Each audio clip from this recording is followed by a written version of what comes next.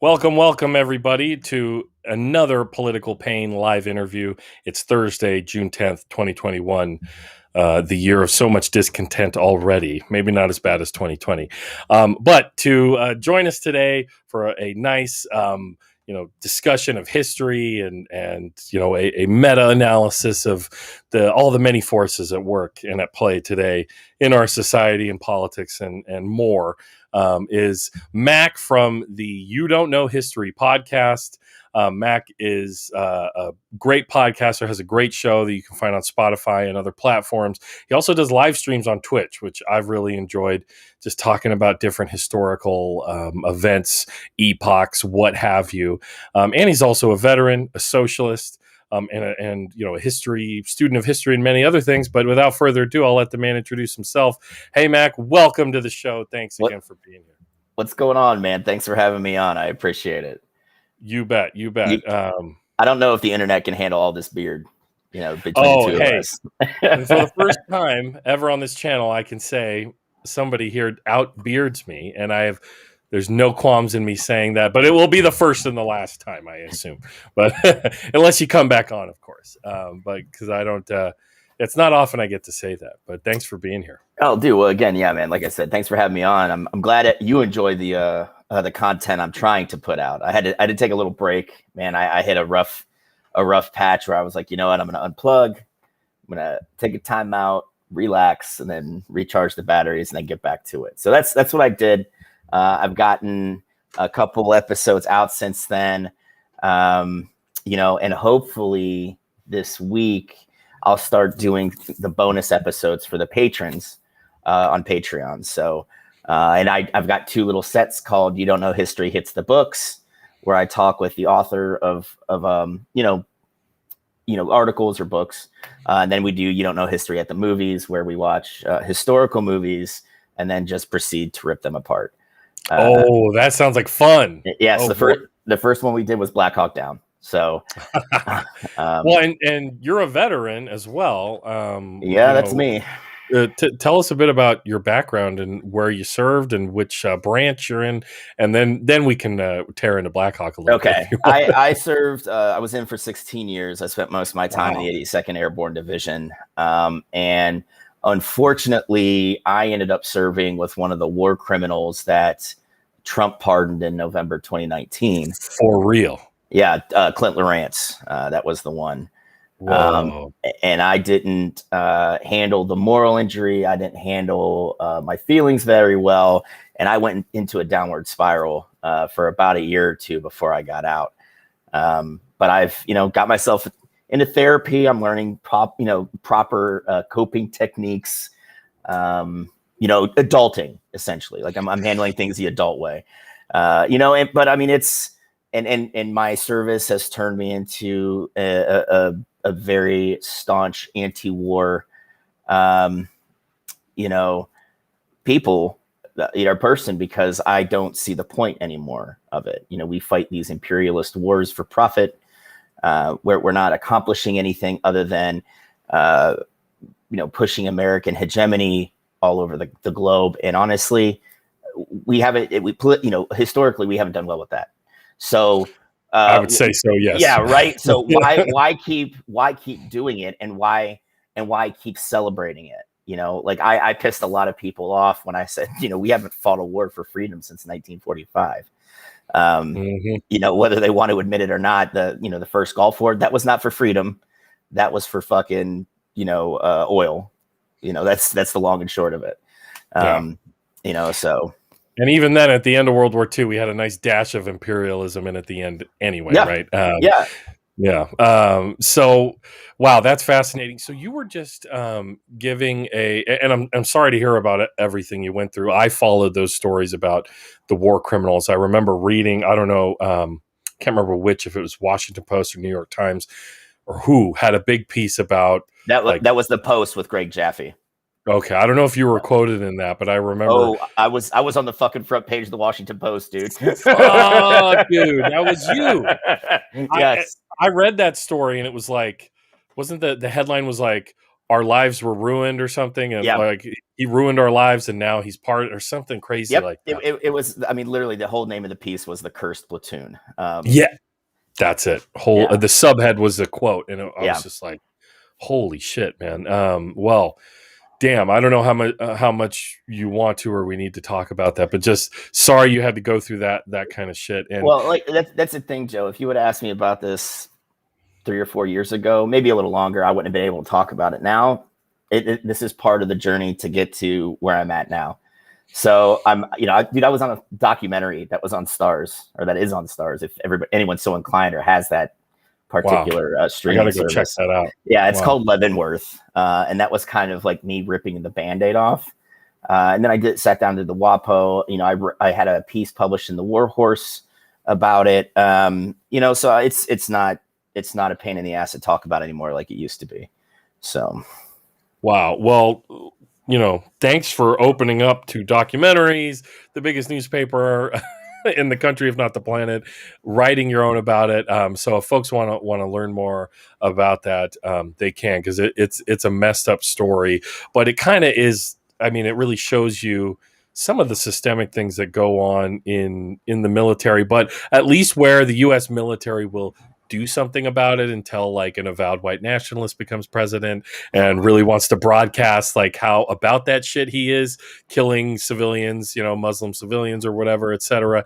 But you just gave a talk. You mentioned it before we went live, and I saw the name of the talk that you were giving, and it was about moving left in the United States military. yeah. And if you're fresh off this talk, I would just love to hear what's the nut graph, or what's the Well, the funny thing about that, it was for the Working Class Studies Association, where my professor, I took a course at Pembroke, UNC Pembroke, which is where I got my undergrad degrees from, with Dr. Michelle Fazio, who helped start the Working Class Studies Association in like 2003. She has been a president, and I took her class essentially before COVID shut everything down, right? And she said, hey, and it was a work history paper, right? Like it was about our personal work history, but we had to base it. I don't know if you know about Studs Terkel's working. go ahead. So she assigned the graphic novel version of that, and we had to equate like our work history to a couple stories from the book. And she was like, I really like this. I think this could be published. But let's go ahead and submit it to the Working Class Studies Association to see if you could pitch it on a panel. And I was like, okay, I wasn't expecting much out of it, right? Because, this is a group of PhDs and other activists that have been very, out in front of organizing in the labor movement for some of them for decades. And keep in mind, I'm fresh, I'm out of the Army 3 years at this point, and I really haven't had a lot of time to get involved yet. But I did, and it got accepted, and then COVID hit and canceled the entire convention in 2020. Yeah. So like I changed it a little bit to take out the parts about the book, and make it, it was just essentially my story about my political movement from kind of being a gross, nasty lib, and then how far left I lurched the longer I served. Which isn't typically what happens. Typically, when you're in the military, you kind of get pushed right. Because you might already started out right when exactly. You got there, like my cousin. Yeah. And that's the thing. Like I was an infantryman, and you don't get more pasty white, and you don't get more conservative in the military. In the big military, not the special operations part, but like in big army, right? Mm-hmm. You don't get more like white conservative than that, right? Okay. And I already went in as a lib, so I caught hell. And, then I started reading, I did the big three. I did the manifesto, I did Capital, and I did the Conquest of Bread, right? I did the big three.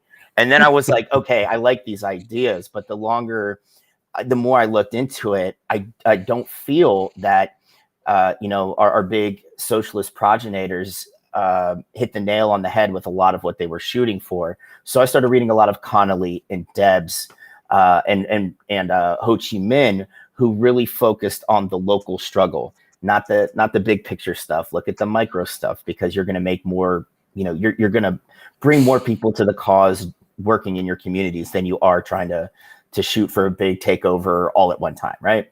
Mm-hmm. And that's where Ho Chi Minh really, like, he made his money in the Vietnam conflict, because he did push a lot of local mutual aid in the provinces and what you would call South Vietnam at the time, right? And that's how he really engendered a lot of loyalty, especially when you saw the United States Army start pushing a lot of the pacification efforts in the what you would call the Northern Highlands and on the east coast of Vietnam as you move north and towards North Vietnam. So, so I mean, it's just the whole pitch was me and my journey into socialism. Yeah, and Kenzo's right. Local power. We can get more into that, later in a little bit, But like, Sure.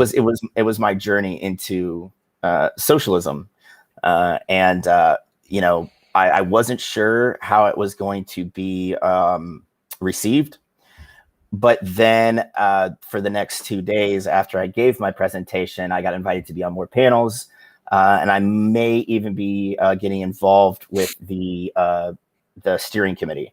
So, I mean, it turned into a really great opportunity. And I just want everybody to know, keep in mind, you don't have to be an academic to be involved in this. Actually, today they were trying to push to get more, non-traditional, like conference people in, more organizers. I mentioned, like, do you have a veteran steering committee? And they were just kind of like, so this is a great time to get involved with it, because they want people on panels that can talk about their organizing, like what they've done. That's what they want to talk about. They just don't want these stodgy academic papers from everybody. So if anybody's interested, you can hit me up on Twitter and I can help you out. It's the Working Class Studies Association. So very cool. And you actually do labor organizing yourself, right? Yes. I've pushed to help organize some Walmarts here in North Carolina. So naturally, that didn't go well because this is North Carolina. But if you think that's going to stop me, it's not. I've reached out to some other folks that have started smaller shops, hopefully to get some insight into how they did it, to kind of crack that anti-union nut and it's not just a Southern thing. This is all over the United States that we're fighting to help labor organize. Yeah, but even in like Bessemer, I think some battles are worth losing, even and worth fighting them. Yeah, I mean, that's the thing. Like, for me, Bessemer was a speed bump. Like, that wasn't a brick wall, right? And that's how I look at it. Like, we saw how, like, that was a very well organized campaign that was only crushed because Amazon had the backing of local law enforcement. And let's face it, the NLRB didn't do its due diligence in ensuring that they were able to hold a fair election, to make sure, or a fair election to make sure that they were able to organize. Like, when Amazon's got cameras pointed at the one box they were allowed to drop ballots in, like, come on, pretty embarrassing. Dude. Yeah. Man. So, that's interesting. And so you read, while you're in the military, you're, I don't want to compare you to Lee Harvey Oswald, but he was doing that, hanging out in the barracks, reading Marx, and yeah. But I mean, I've lucked out. Haven't felt the need to, do what he did. So of course not. Well, he did a lot of things before he ever, allegedly. Anyway, talking about history, but so. You read these books, and they're both theoretical and historical. But how do you think history, because you are a host of a history podcast, you don't know history. How do you think that history, like, were you always into history? Is it something with all the downtime in the military, hurry up and wait, you're reading, more about it? Or was it a matter of you delved more into history and then you went farther left? I have always been a big history fan, right? Okay. Always. Like, my father, like, let's just put it this way. I really got into reading with comic books, and I'm still a huge comic book fan, but cool. Literally the only two things I've read since I was a kid were comic books and history books. Like, those are the two things that I just really enjoy reading. But, then again, I was like that gross lib growing up, and I was like, the Soviet Union, like, good in theory, but it was never going to work, that type of shit. But like, as I got older, like, especially you're 18, you don't really know shit, right? You know what your parents have regurgitated at you or your family have Yep. regurgitated at you. So you turn 18, in my case, I joined the Army when I was 17. Um, I'm away from home and I'm able to kind of look into things on my own. So like I get a little more curious, and it's like, okay, well, if they could have done this different, if they could have done that different, and this is without knowing theory completely. And as you saw the inequalities, especially when my grandfather, who worked in a steel mill for 37 years, when that mill closed, no pension, no nothing. My grandfather spent the last years of his life hooked up to a fucking oxygen machine, working as a greeter at a handyman hardware just to keep the lights on. Jesus Christ. And when you see stuff like that, you realize that the economic inequality in this country is not going to be solved by, pulling ourselves up by our bootstraps and all that happy horse shit. It's just not going to happen. And we've only seen that economic inequality just get larger and larger and larger. And no amount of hard work is going to close that gap, because we have stacked the deck against regular working, Americans. And as I got into the theory, and you get into like the dialectical materialism and all the fancy terminology, right? And you just see, and it's nice to have all that, right? It's nice to see where Marx wanted to go with everything. Capital was a heavy read for me. Like, I'd like to consider myself a pretty good reader. In Capital, man, I put volume 1 down. I'm like, yeah, it's going to be a year before I go to volume 2. It's such a slog, right? Yeah, but then when I'm a Lord of the Rings nerd. The only thing I could compare it to is like the Silmarillion. You know what I mean? Like, it's a fucking endurance. It's an endurance match. Yeah, it's a marathon, man. Yeah. But then I said, I started reading Connolly and Debs, who, they believed in the big high-minded theory behind it, but they couched it all in work within your community, make your community better, and all that theory, all that high-minded stuff is going to follow if we can all just do that where we live. And I really lean on that, because like, we're going to make our money helping our community more than we are trying to push for, changes in electoralism in this country, so, but yeah, man, I mean, it was interesting, and then when you compare the history of it, right, because what's the big conservative thing? Well, the Soviet Union doesn't exist anymore. Look how many bajillion people they killed. Well, bro, I'd hate to tell you that I would argue that capitalism has probably killed twice as many people, just through economic inequality, especially in the global South. Yeah, or outright, CIA-backed right-wing killing campaigns. Everyone who's been watching this channel a little while knows I did a review of the Jakarta method not too long ago, which is fucking terrifying. Right. So when like today Ilhan Omar is sharing voicemails of guys, calling her the N-word and, saying they want to kill her, like, the American right, like, this is something I would love to get your outlook on, like, as somebody who's like a military veteran and has spent, some time with the American right, the heavily armed, militaristic, nationalistic American right, like, they're kind of, it's to me, January 6th, other things, Michigan state capitol and the governor kidnapping plot. It seems like they're itching for like a counter-revolutionary, anti-communist, just the number of people who drove their cars into protesters last year. Yeah, I agree with you. The thing is this is just me talking here, right? And not from any kind of like analytical place. This is just from people that I served with that have literally drank that fucking QAnon Kool-Aid and things like that, right? Shit. Yeah. But what they don't want to just kick off like that counter-revolutionary anti-communist thing. They want the state backing to do it, right? And the thing is, watch how our, everybody's like, look, hey, Joe, 2020, man, we did it. We libs got all, the left's got all three parts of government. It's like, bitch, no, we don't. No, we don't. Okay. Like, if you think that one vote that Kamala Harris has to break a tie, if you ever think she's going to use it, I have some oceanfront property in Utah I'd like to sell you. Right? Because there's never going to be a tie as long as you have Joe Manchin claiming to be a Democrat. He's always going to side with Republicans. He's shown that. Right. Yeah. And then the Supreme Court, Come That's on, the dude. other thing people keep leaving out of their calculus of, the voting rights legislation is like they've already gutted the Voting Rights Oh Act, yeah. which makes you think they're not just going to smack this, Yeah, and then what if what is it? 4 states now that have already passed like made legislation to make it that much harder for people mhm. in underserved economically areas to vote. Yeah, Like, come on, man. if they haven't already passed legislation to release liability and make it much easier to drive your car into protesters or claim a riot, Hmm. right? All these things. And so this is the thing about, let's talk history, because how much does a historical analysis, I've heard some people talk about, Trump isn't a fascist, he's just a good old American authoritarian. You know what I mean? And this is what American authoritarians have done before.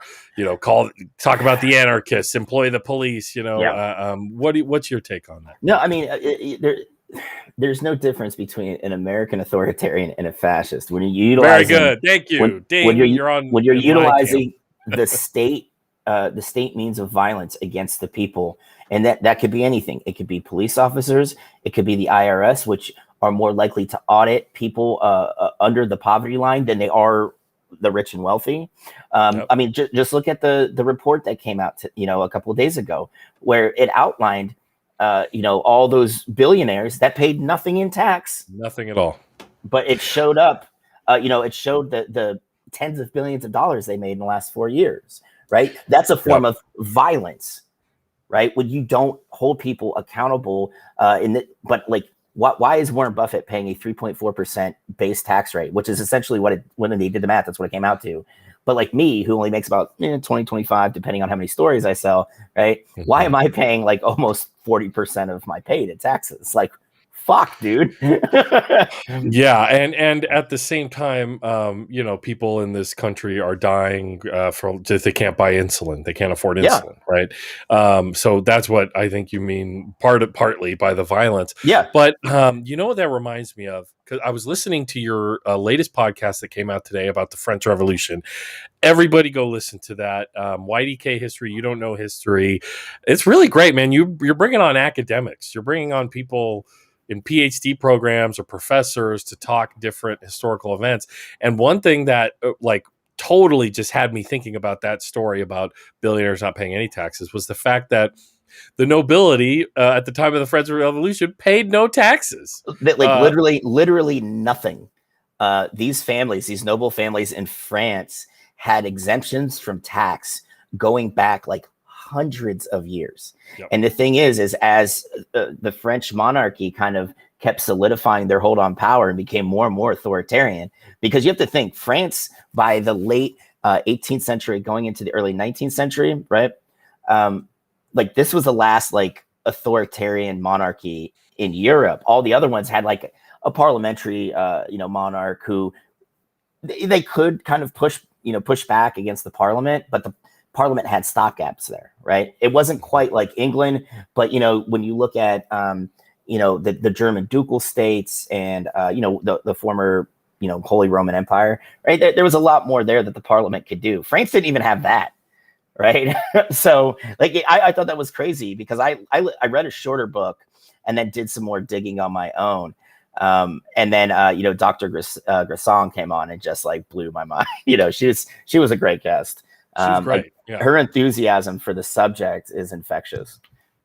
Yeah, and it another thing that made me think was how the French Revolution was preceded by a few years of like poor harvest, right? Yeah. So there was a material pressure on people to act. I'm an independent journalist on the central coast of California. I live in Santa Maria, and I'm just, a couple, 20-minute drive, half-hour drive from Mission La Purísima near Lompoc, Mission Santa Ynez in Santa Ynez, and Mission Santa Barbara in Santa Barbara. These are three relatively close missions in the mission system, and they were the site of one of the largest Native American rebellions by the Chumash out here in I believe 1811, early 1800s.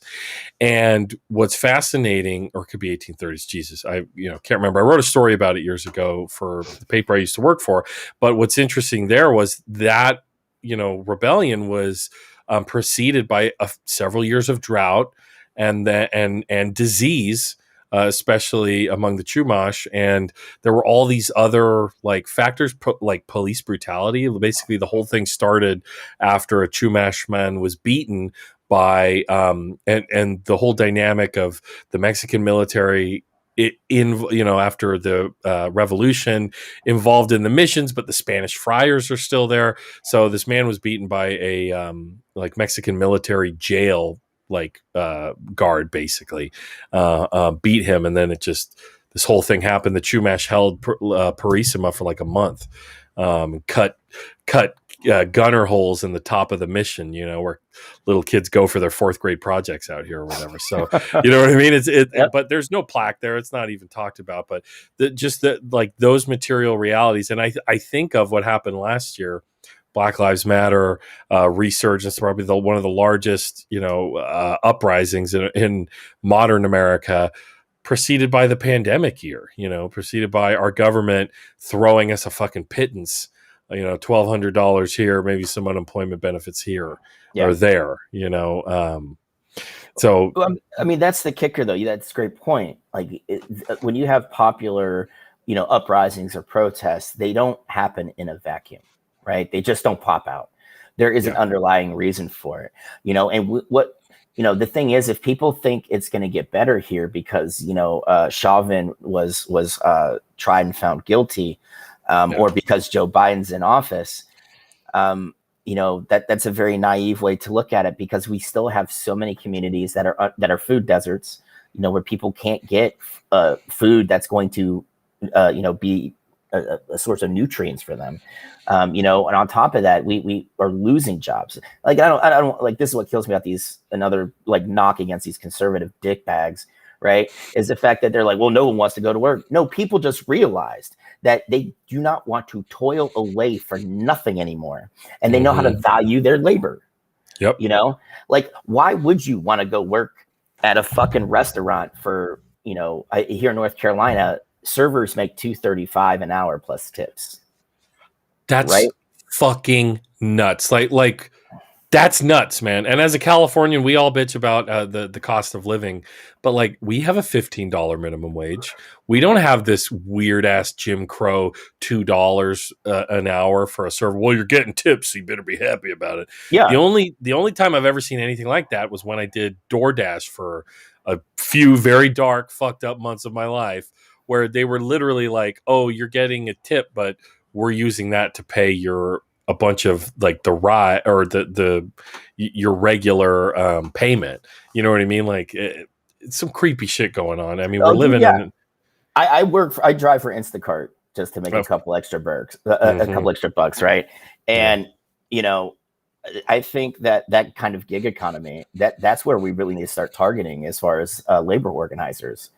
And Prop 22 was a big slap in the face, I think, to gig workers. But the thing is, it doesn't have to stop us.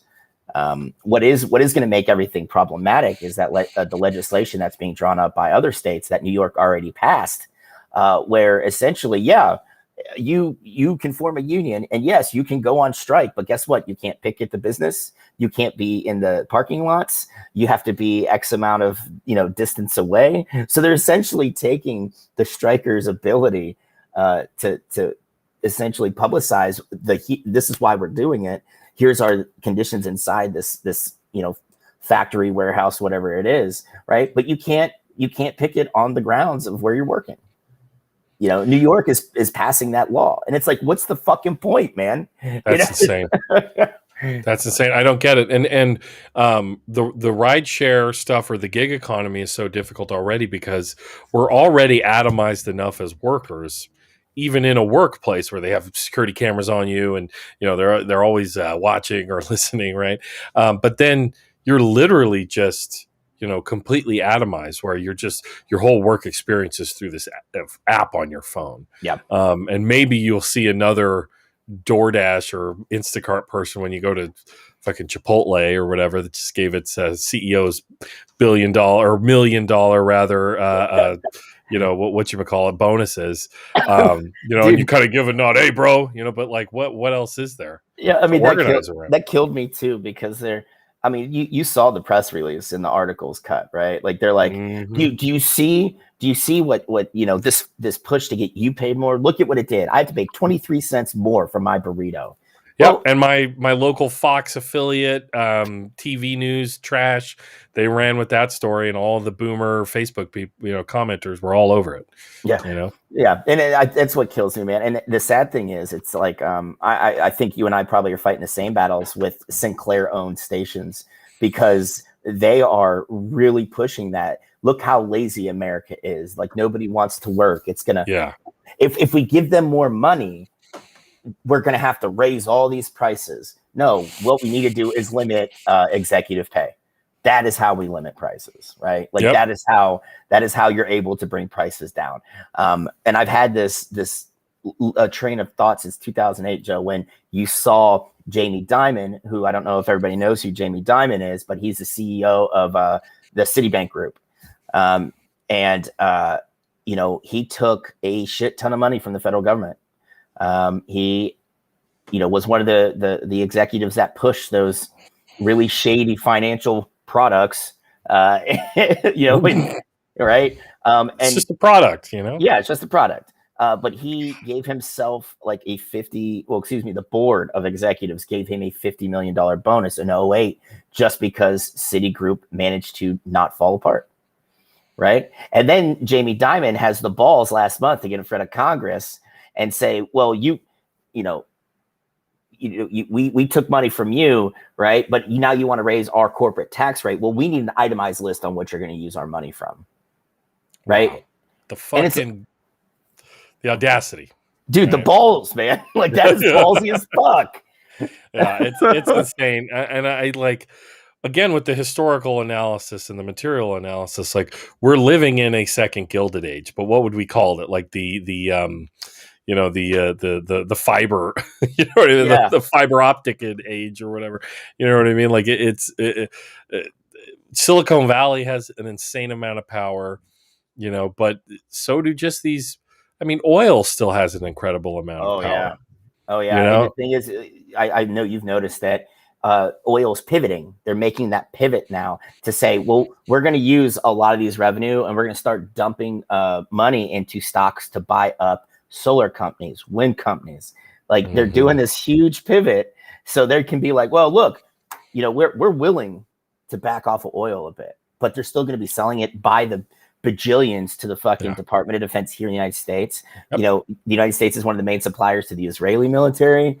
It's ridiculous. Like we're exporting. This is what kills me. We went to Kuwait to defend them, right? And then to help our ally in Saudi Arabia, who puts out more oil than any other country. But the thing is we fight these wars to say, well, we don't need we can't have our energy independence compromised because we import, right? No, the thing is we're exporting more oil than we bring in now.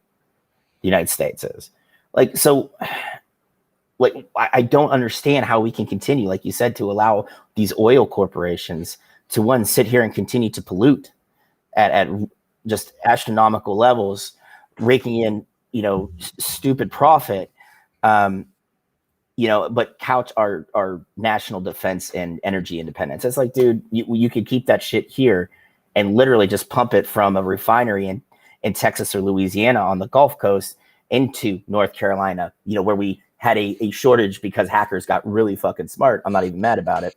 Yeah, yep. Like we could keep this home rather than sending it out, but hey, what the fuck do I know? Yeah, man. And I live like among like hundreds of capped wells. This valley, is a bunch of capped wells. Everybody knows this area as like, a very agricultural area. But as soon as you get out of the valley and into the hills, there's hydraulic steam, fracturing, not fracking, but hydraulic steam injection, which is, just one step below that. Yeah. And just all kinds of oil extraction. And so, we're at this point. We're in a second Gilded Age. Like, this is the outcome of neoliberalism, the great deregulation, the great dismantling of our basic social great society. And here we are, where the mega rich are now like, well, they're reading the writing on the wall. If they don't have the underground triple insulated bunker with the hydroponic seed library and all this shit, we're gonna go to space now. We just, for exploration, we just want to check it out, man. Like, why can't we do that? You know I mean, what? Put them all in one rocket, send them, get them the fuck out of here. That's just how I feel about it, man. Go. Because I think we'd be a lot better off without these assholes. And let's face it, with Elon's track record with rockets, that shit's gonna blow up before it gets into space. Well, maybe, and Bezos is about to go up, but like, I just have this vision of like all of the rich. The meek shall inherit the earth. All of the rich going on these super mega rockets, just going to Mars in their crazy little creepy Ayn Randian libertarian utopia or whatever they have, private police and all this kinds of shit, Yep. indentured servants and everything. Oh, you want to ride to Mars, you got to pay, right? But then as they do this, just leaving behind these giant clouds, we're just we're all left down on the earth. It's gonna be like that. Was that Matt Damon movie? Like, what was it called? Elysium? Wasn't that it? I never saw it, but I was aware of the outline, and I was like, I don't think I want to see some shit that I'm just going to see in the news when my kids are like getting ready to have their kids, or when they're realizing they can't afford to have kids, much like I am. Yeah, I mean, I agree with you, man. Like, it's nuts. And the thing is like we sit here, and as we continue to watch the economic gaps continue to grow and grow and grow. And so many people get left behind. And the thing is, this isn't even just like a college thing, right? Where we've seen prices of college since 1980 shoot up over 240%, but pay has only went up like, I think it was 28%, if I remember the article correctly. Mm-hmm.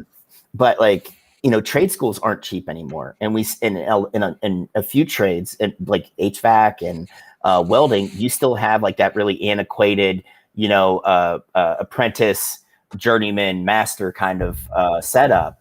So, you could be an apprentice for how many years?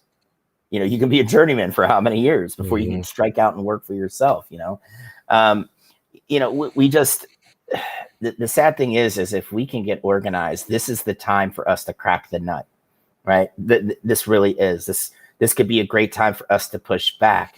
But the thing is because we're not organized, and because the left does not work well together, we have things like Lee Carter losing in Virginia.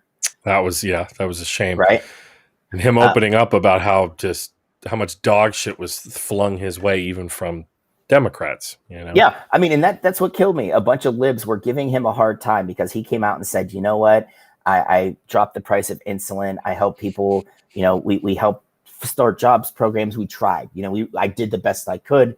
And because I got death threats, I'm taking a step back, leave me the fuck alone. And then you have a bunch of Democrats come out and say, you see this is why I didn't win. He's a quitter. He wasn't really there for the people of Virginia. He doesn't want to live in Manassas anymore. Well, dude, that's expensive as fuck to live in. I wouldn't want to live there. Yeah. Right. Yeah. This is like, reminds me when AOC was pointing out, hey, it's really fucking expensive just to live in Washington, D.C. And people are like, oh, you privileged fucking, and whatever. And it's like, she's making a congressional salary, yes, but like, she was just a bartender like a few months ago. You know what I mean? Like, she's not buying a brownstone like fucking Schumer or whatever. You know what I mean? Like, it's like the disconnect. I mean, it's so hard. That's the other thing. Like, it's so hard to get a socialist into office to even serve as that.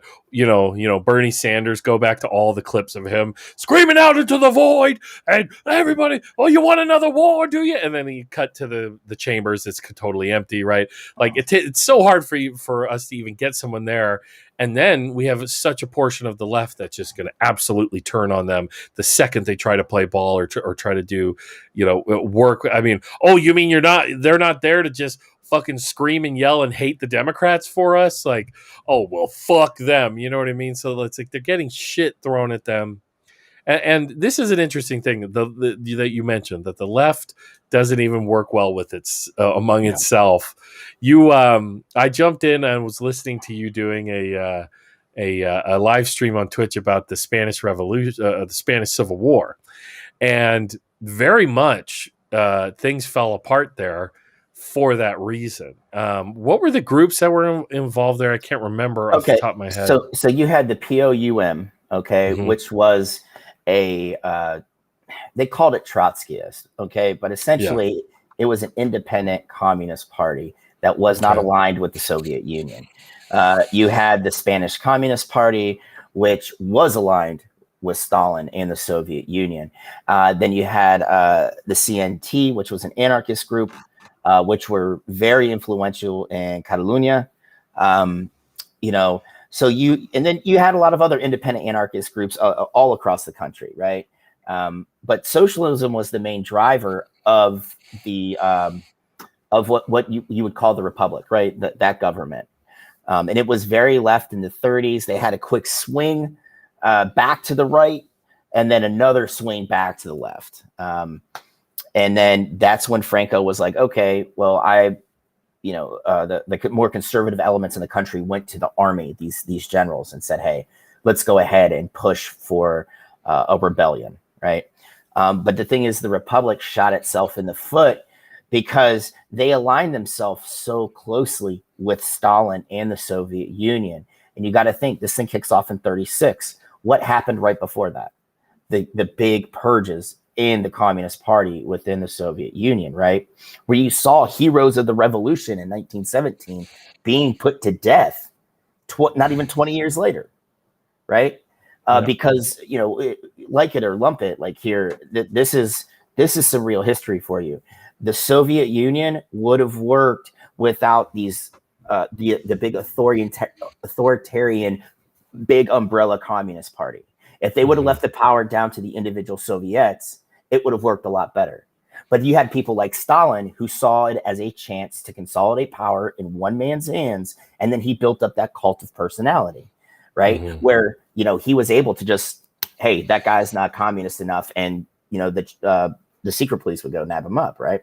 And the thing is he sent advisors and commissars into Spain with that same mentality. So you had Spanish Communist Party people that would come into like the international brigades, right? Which were all volunteers from outside of Spain. And they would be like, okay, they would have to be interviewed when they got to the International Brigade HQ at Albacete, right? They would sit down for an interview with a commissar. And if the commissar didn't think he was communist enough, one of two things happened. They sent him back to France. And if he was found very wanting, he would just be put on the wall and shot, right? Jesus. And the thing is you're fighting this war where you have half as many tanks, half as many planes. You're fighting, your enemy is completely 100% funded by Nazi Germany and fascist Italy, and the only backer you have is the Soviet Union, right?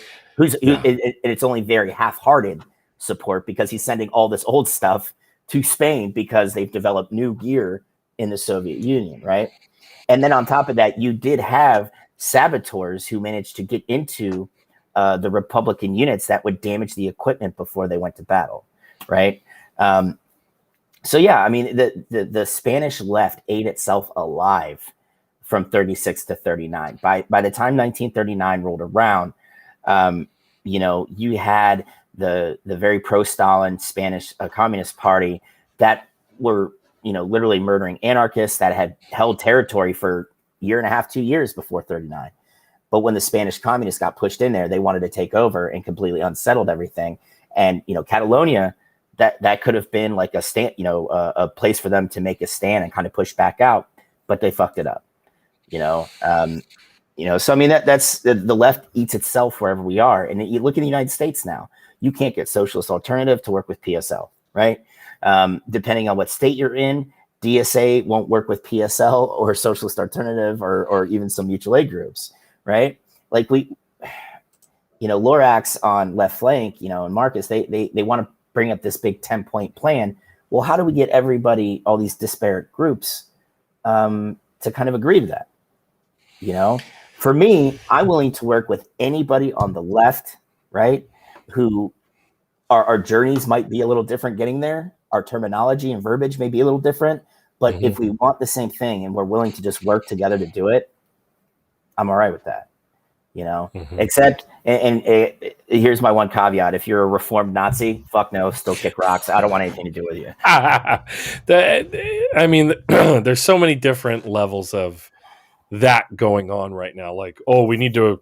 How broad should our coalition be? Like, you know what I mean? And the whole, oh well, I mean, just how hard is it, like you said, just to coalesce socialists, right? Let alone then getting the libs involved. Can you get socialists and anarchists, to just calm down on the libs for just a second to get them like to actually come over a little bit?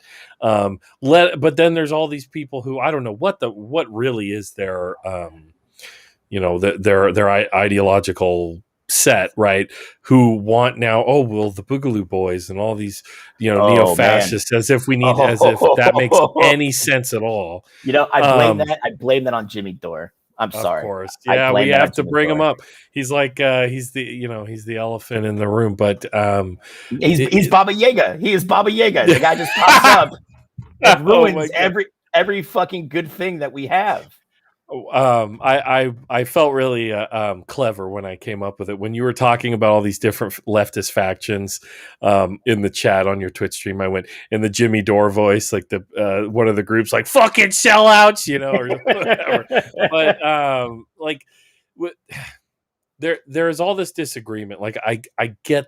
I get it. Like, there has been this. I feel like there's a type of a leftist also that wants to seem like I'm well, there's a lot of leftists that want to seem like the most leftist, but there's also a bunch of them now that are trying to broadcast I'm the most, I don't overreact about these things leftist. Like January 6th wasn't really that big of a deal.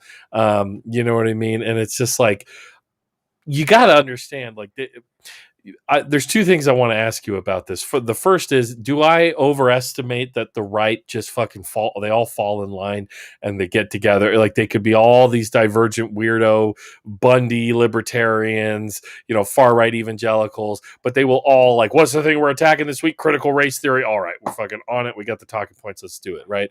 So that's one thing. But the other thing is that there's all this talk about Trump can't be a fascist because he's too stupid, or Trump can't be a fascist because he's too lazy. Trump can't be a fascist, or he wouldn't really, the January 6th guys couldn't really overthrow the government because, or, they didn't have the military, or because they were just idiots, and there's all these excuses made. But to me, that really like underestimates the banality of evil and the fact that you can have totally incompetent, bumbling morons totally successfully execute like a right-wing killing campaign that kill hundreds of thousands, like Indonesia, for instance. Go watch the documentary The Act of Killing, where they got all these guys together to reminisce over the old days of killing not just communists but socialists and union organizers and hippies and artists and people with long hair, whoever they just thought they was vaguely left. Let's fucking kill them. Like, these guys aren't geniuses. They thought their big breakthrough was choking people with a wire because, look, there's less blood now. Now we got less blood, less cleaning time. We're smart here. We know what we're talking about. You know what I mean? Well, I mean, to your first point, I really think that the right is able to coalesce in a way the left can't. And I think that we as leftists, right? Yes. We forgot about the Tea Party. The Tea Party was not a big, it wasn't a singular idea. This was just a lot of fucking conservative people, like you said, with a lot of whacked out ideas that were like, you know what, fuck it. If you back me up here and send some money to help my campaign in like Missouri, I will send your, money to your campaign in Florida. And we'll get some people into Congress, and they're going to have to listen to us. Really quick, everybody talks about the AstroTurf. Well, the Tea Party was all AstroTurf. So the fuck what? It got results, and it was proto-Trumpian in a lot of ways. Absolutely, it was Trump before we knew that his bitch ass was going to run, right? Yeah, and that's the thing. And they were able to do that because, yes, there are differences in verbiage. Like that's the best way I can put it, right? Yeah. But they all are kind of singular in their ideas. They are anti-abortion. They are pro-life, which we all know is Yeah. bullshit, right? Yeah. Death penalty, war. Gigantic expenditures in the defense budget, slashing social programs, gigantic cuts to education. These are all things that these the evangelicals you were talking about, the Q guys, the whole gamut of the right, they all have those things in common, right? And that's what they stress. For us on the left, we do have a lot in common. We really do. Yep. But you know what we focus on though is the theory and the people that we associate with, right? So it's like if you're a Trotskyist, you can't work with somebody who's really into Marx, right? If you're if you're into Marx, you can't really work with somebody, it's like say somebody like me, right? Because I don't want a big overarching party. I don't want that. I want us to stay local and small. That way we can be effective, right? So like we get hung up on that shit, even though we have the same goals and we believe many of the same things. It's like the narcissism of small differences. Yeah. Well, Anders in chat just said it's Puritanism. That's exactly what it is. Yep. Yeah, it's commie Puritanism, Anders. You're absolutely fucking right. I had Ben Burgess on last week to talk about his new book, Canceling Comedians While the World Burns. And while I might disagree with him on how serious to take the January 6th or things like that, like the penchant for the left now to like glue itself to moralism and to constantly be hung up on that, which it's not like it isn't important if somebody in your organization is sexually harassing people and all that, but like at the same time being so like policing each other, you know what I mean, being like super right wing about behavior, right? Where I mean, like, come on, like we used to have the 60s. Before that, the left was the jazz age. You know what I mean? Like free love and drugs, sex, and jazz or rock and roll. You know what I mean? Everybody thinks the 60s invented that drug, sex, and music. But just look at Berlin during the Weimar period. That was about. I mean, that was about as communist, socialist / libertarian as you could get, because like you had people that they were organizing unions, they were avowed communists and socialists. But man, if they weren't just running around fucking each other, doing all the drugs in the world, Berlin was nuts during the Weimar period. But no, I mean, I think we do have to be very careful, right, about making our leftist spaces safe for all our comrades. We have to do that, right? And I get into this argument all the time. We cannot address class until we address sexism and racism and trans thought, anti-homo. Like we have to make sure our spaces are safe for everyone, because the thing is, the left, this movement of ours, is not straight and white anymore. It's queer as fuck. Like these are the people that are going to carry our movement forward, because we have to be able to just I should not be in charge of shit right now, right? I'll be 40 this year. I shouldn't be carrying a movement. I should be supporting a movement, right? Like that's how I look at it, because we have people that have actual life experience, whether it's protesting police violence against our comrades of color, or whether we're protesting, like I went to a protest where a bank refused to give loans to gay married couples. The fuck? Yeah. Jesus. Right? I went, those comrades are going to carry us forward, because their story is going to resonate a hell of a lot more than mine is, as a straight white dude who fucking did imperialism for 16 years, right? Shit, yeah. Like I can be here to support. I will do whatever my comrades, as long as it's not illegal, unethical, or immoral. And by illegal, I mean for me, like that's. Yep. So we don't have any lawyers here, but I'm not trying to make sure. I'm trying to keep no one's getting in trouble legally, right? But like that's how I look at it. Yeah. No, I tell my people in my Discord, for fuck's sake, like, hey guys, we're not talking about burning down police precincts or whatever. You know what I mean? And that's not because, like, I mean, first of all, yeah, don't do that. Don't do that, right? But second, yeah, thank you. But secondly, they're fucking watching us, and they're. I was, how many stories did you have to read about Discord, Yeah. like moles and all this kinds of shit? Like, I want the left to be smart, and I mean, and I agree with you totally on who should and shouldn't be. Like, I don't want to lead anybody. People. I've been a journalist since I was in high school, Yeah. right? And like it's all about telling people stories and just getting information to people. Yeah, I have some type of egoism to start a fucking YouTube channel and do the types of things I'm doing, but it's really because I just want to tell the story. As a journalist, I have, like you said, I do a local focus on things. This is a pretty conservative area, so Yeah. I feel like there needs to be somebody out here on the left, like, speaking up and speaking out. If I can use the fact that I'm a white dude to my advantage, and talking all the shit about, we got all kinds of right wing nut jobs out here in power, in real actual power, then I will do that. But at the same time, I think, like, there's just a lot of people. I mean, like, Force the Vote was such an example of how much, like, fucking protagonist mentality, like, like, and just like main character mentality that Yeah. fucking YouTube hosts, and power that they think they have. Like, look what I've done with my YouTube channel. Like, fuck, bro, like, get the fuck over yourself. Like, you're just sitting. This is not special. We're dudes sitting on our asses talking into microphones on Yeah. the internet. Yeah. I mean, and let's go to the second part of the question you asked, though, right? Yeah. Like, Trump was too stupid to do it. Yeah, let's hear that. What do you know about Benito Mussolini in the Long March into Rome? Right? Benito Mussolini was so hesitant to do it.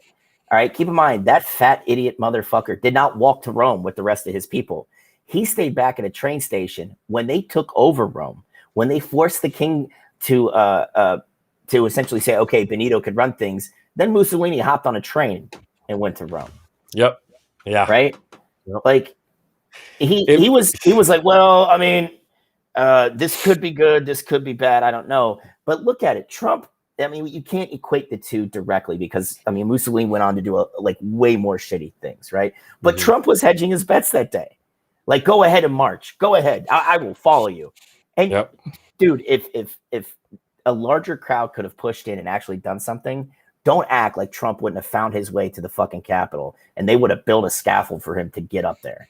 Yeah, exactly. And do who knows what. But, like, we had Oath Keepers who had fucking cars full of fucking guns. They had boats on the other side of the Potomac full of guns. Yeah. And fire bombs, all other bombs laid around the Capitol at the headquarters of the parties. And again, like, nothing chilled my bones more than, like, reading Arendt and the banality of evil and realizing there was nothing fucking remarkable about the Nazis or about the guy who was really at the head of the hierarchy at Auschwitz. Like, these were unremarkable. Just, like, think of, like, the dumbest, grossest people you've had to encounter or work for, or were in management positions over your friends, like idiots. I mean, but it also shows a lack of just recent knowledge of very recent history. Roger Stone and the Brooks Brothers riot. Mm-hmm. Like, he's done this before. Now he's going, fucking. He was trying to go pro, which, I mean, he's been involved, but, like, that kind of shit with January 6th was like, if they had the chance, just because the U.S. military didn't back them up, doesn't mean worse shit couldn't happen, or who knows what, right? I'm going to tell you right now, if shit really pops off here, it's not going to be the military that gets involved, because although the military is conservative down to its very core, they will never ever besmirch that we are apolitical. They will never do that, right? But what we will see is that you're going to see police departments, cops, and maybe federal law enforcement give okay to groups like 3%ers and Oath Keepers to kind of be an extra arm of state violence against the people. Well, that's how it happens. That's how it happened in Guatemala. That's how it happened in Nicaragua. That's how it happened in fucking, all across South America. And that's what it was done in Indonesia, in the 60s. right? Well, even then, you have a lot of already that cross pollination, because how Mhm. many cops and FBI guys and Border Patrol guys are 3%ers, are oath keepers, are Yeah. members of, conservative extremist white militias, right? Yeah. Like, there are so many of them. It's not even funny. That report Uh, has been out for more than a decade, and fuck all's been done about it. yeah, Right. Yeah. I mean, I was shocked to see the Army actually try and do something, but that only happened because that poor kid in '98 got his face smashed in by his roommate because he was dating a trans woman. What are you talking about exactly? Yeah, in Fort Campbell, a soldier. They were in the 101st. They were roommates in the barracks, and he was kind of a loner. He started dating a trans woman. His roommate was a essentially anti-trans, anti-gay, anti-everything, essentially, right? Big Confederate supporter. One night when the kid dating the trans woman was asleep, the roommate went and got a baseball bat and smashed his face in. Jesus Christ. They had to identify him by fingerprints. So what ended up happening is the Army, for just a short time, made a push to kind of push people with those beliefs out. And then the Army goes, hey, look, we did it. And then January 6th happens, and we find out it's veterans and active duty military people. And right? police. Yeah. Yeah. Yep. So like I said, I was shocked that the military even did anything at all, because this is the slowest moving organism on the fucking planet is the United States Department of Defense. But like just with that cross pollination there, and with the experiences in the global South, like you were saying, Joe, like that is where the okay is going to come from. I can see the military just fucking sitting it out for a bit and then seeing like kind of who wins, but Jesus. like I don't have a lot of faith, man. Like I have family members that are like, because I asked them, I was like, do you have money saved up in case you have to get the fuck out of here, right? And they're like, why? This is America. Nothing's ever going to happen here. And I'm like, okay, all right, man. That's American exceptionalism right there. That's something like that couldn't happen. And I mean, you don't have to be paying much attention to see that there are a lot of people on the far right and the extreme right that are really fucking itching. You know what I mean? I was at the gun store here in town, like, the week after George Floyd. Well, there wasn't a fucking gun left. Which is shocking because it's California. In California, yes, there wasn't a fucking gun left. Dude, I'm gonna tell you right now, Joe, that's the only reason I don't move out there. The fucking gun laws are trash. Yeah, okay. Oh man, I don't know. I am one of those pro 2A lefties, right? Like, I think we need to get more into firearm maintenance, firearm safety, and firearm training to protect ourselves. Because, like, I think that was a big part of where we got fucked. Is you had already alluded to what happened in Lansing when all those dickheads, fully armed, went into the Michigan State House, which it's illegal to carry a firearm in there. Nothing happened.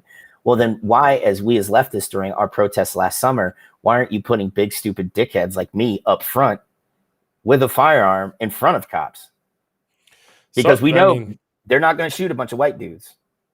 They've already shown that. I mean, it happened, and there was a guy in Austin, right, who had a rifle, and he was shot by like a right wing Trump supporter who was like trying to drive into the crowd, and this guy showed up with his rifle, and the guy just killed him, popped him off, and that's the thing. Like, I don't.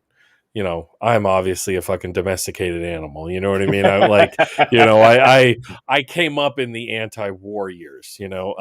We had the Michael Jackson trial was in this city, so that the second one, and me and my friends went to protest the war because worldwide media was there. Yeah, you know what I mean. So I'm very like, I'm that guy. I'm very like, hey man, I'll play my guitar. I'll be there with my guitar and I'll sing the songs, And that's all right, man. Cause like there's a little bit of that needed everywhere, but like on the left, like, and this is what I tell people, one, don't just go out and buy a firearm. Otherwise you're going to be like that woman who bought a firearm as an accessory and ends up shooting her fucking kid because she was trying to hit a dog. Right. No. Oh God, that was insane. Yeah. Go like join your local SRA, go join the Huey P. Newton Gun Club. There's some other lefty aligned. John Brown Gun Club is another big one. Socialist Rifles Association. Yeah, SRA. Yeah, exactly. I'm a member SRA, here in North Carolina. There you go. go there and learn some firearm safety, how to properly maintain a firearm. Go learn how to shoot. And then once you're comfortable with that, go purchase one. And then make sure you have the money for ammunition so you can continue to maintain that skill set.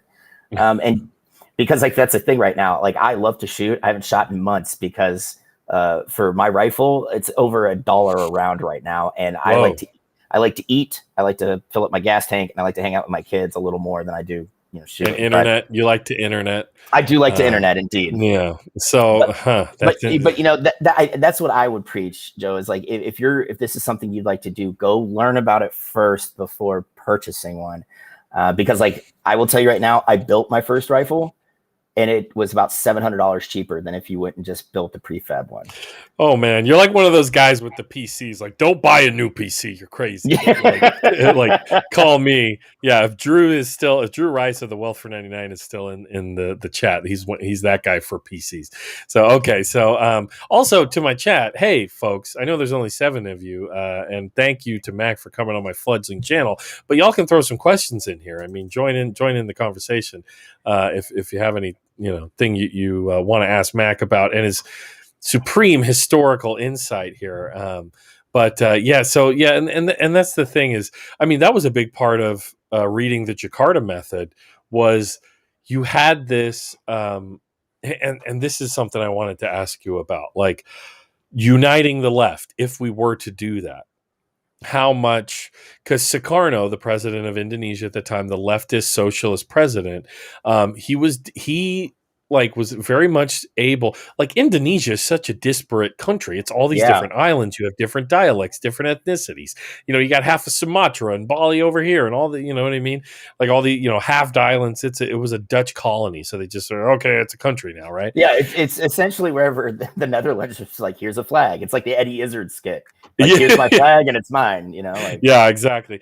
And he was able to unite communists, socialists, Demsocs, anarchists, full, Chinese style communists. Like, I mean, there were ethnic Chinese coming in, Muslims, Shinto, all these different groups under this kind of socialistic, but nationalism, right? It was a left nationalism because it was like, we're finally a fucking country. We're not a colony anymore. We can, be our own thing. But that left suffered, and I mean, like, people go read the book or watch my review. They suffered casualties in the hundreds. Some estimates are up to 1 million people murdered in cold blood because they weren't armed. They weren't militant. They didn't take that threat seriously. But the right, the whole time, and of course the CIA is pumping them full of fucking. They were coming over here to train at Fort Hood, and then they're coming. They're getting flooded with guns and ammo and all other kinds of weaponry and tactics. But the left didn't take that seriously. And of course, the greater communist world from the 60s on responded in kind, like, oh, okay, like unless you're a fucking white European country, you don't get to be a democratic socialist, a republic or whatever you want. You have, you're going to be constantly facing that possibility of a right-wing terror campaign, state violence, what have you. So like, how could the broad left movement, do you think, in America, would it have to be nationalistic? I know Bernie got rations of shit for being a little more border hawkish than he could have been. Even his foreign policy, I hear a lot of leftists, anti-imperialist leftists, criticize him on that as well. Yeah, I mean, here's the thing, and I was on with Comrade Kenny on his stream, and Western nationalism, nothing good's ever come from it. Okay. Nothing good's ever come from it.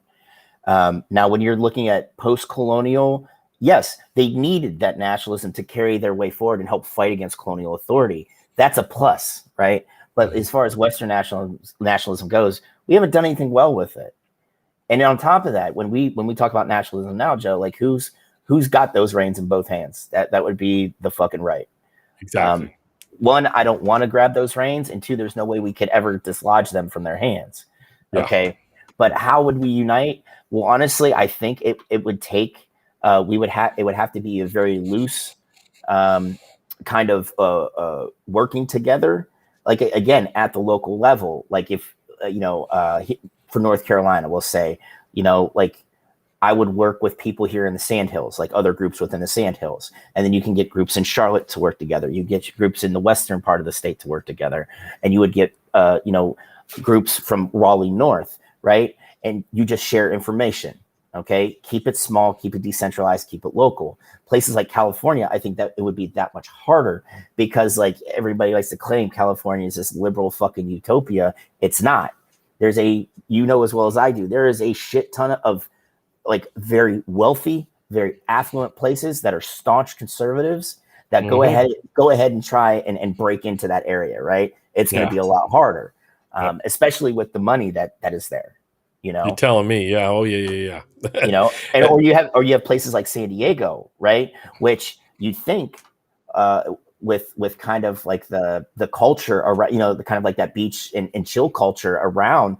And not too far from San Diego, it would be easier to do. But no, it's actually pretty conservative. It's essentially a military town because you've got fucking 29 Palms right there. Exactly. So it makes it that much harder to get work. So for us to unite, it's going to take a lot of hard work, right? It's going to be keeping your nose to the grindstone type shit, It's going to take a lot of work. It's going to be exactly Valor Comics. Orange fucking County is the worst. Yeah, he knows. Valor knows. He's living there.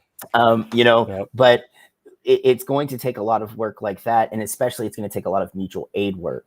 If we want to take the stink off the communism and the socialism and the anarchism words, then we have to show them what we're really here to do, which is make our communities better. And it could be something as simple. I saw a comrade on Twitter who brought lettuce, apples, oranges, and then had pizza, right? And they caught hell for it. One, lettuce is something easily digestible, full of nutrients. Apples and oranges will keep, right? This is something that someone who's houseless can take with them. And then there's hot food for them to enjoy at that second. That's a fucking great idea. Yeah. Who gave him shit for what reason? Because pizza's not nutritious. Who gives a fuck if you haven't eaten in 2 days? Yeah. Oh yeah. Exactly. Right. And that's the thing. Like, I've platformed like local leftist orgs that do mutual aid, and I thought it was amazing to see the flourishing of that last year, and it's fantastic. But I've also seen like the Zoom meetings of let's labor over the difference between mutual aid and charity for fucking an hour and a half. And is it really mutual aid if like you're not literally exactly from that same block of that community? Is it charity then if you're going in there? Just fucking do it, guys. Just fucking do it. And use it as leverage even against the local politicians, and that's the thing. Me with a background in journalism, I'm trying to get the left to be a little more savvy. There are things that you can push on and very easy leverage with local media where you can get coverage on your shit. And I've seen leftists, I've seen like street medics who serve the homeless population.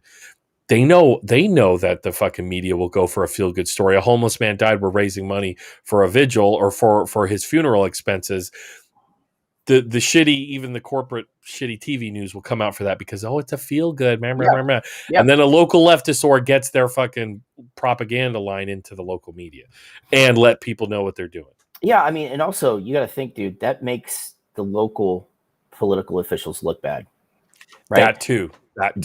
And we all know there isn't a politician out there that wants to look bad. So go ahead and get involved locally. Make your city council look like shit because what they decided to do was close a homeless shelter. Well, you know what, dude? You don't want to you want to use my tax dollars for some bullshit? Fine. Here's what we're going to do. This is what my group's going to do. Right? Yep. Make them look bad.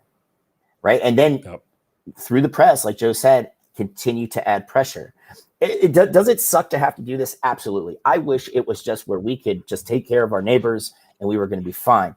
But as we all like to say, we live in a society, right? And this is the society we live in. So use the tools that are there to fucking fight back. Because let's face it, again, violence isn't just me firing a weapon at something. Violence is a lot of different things that the state is using against us. Well, let's be smart and use our own types of violence back, to help to further our aims, to further our goals. Mm-hmm.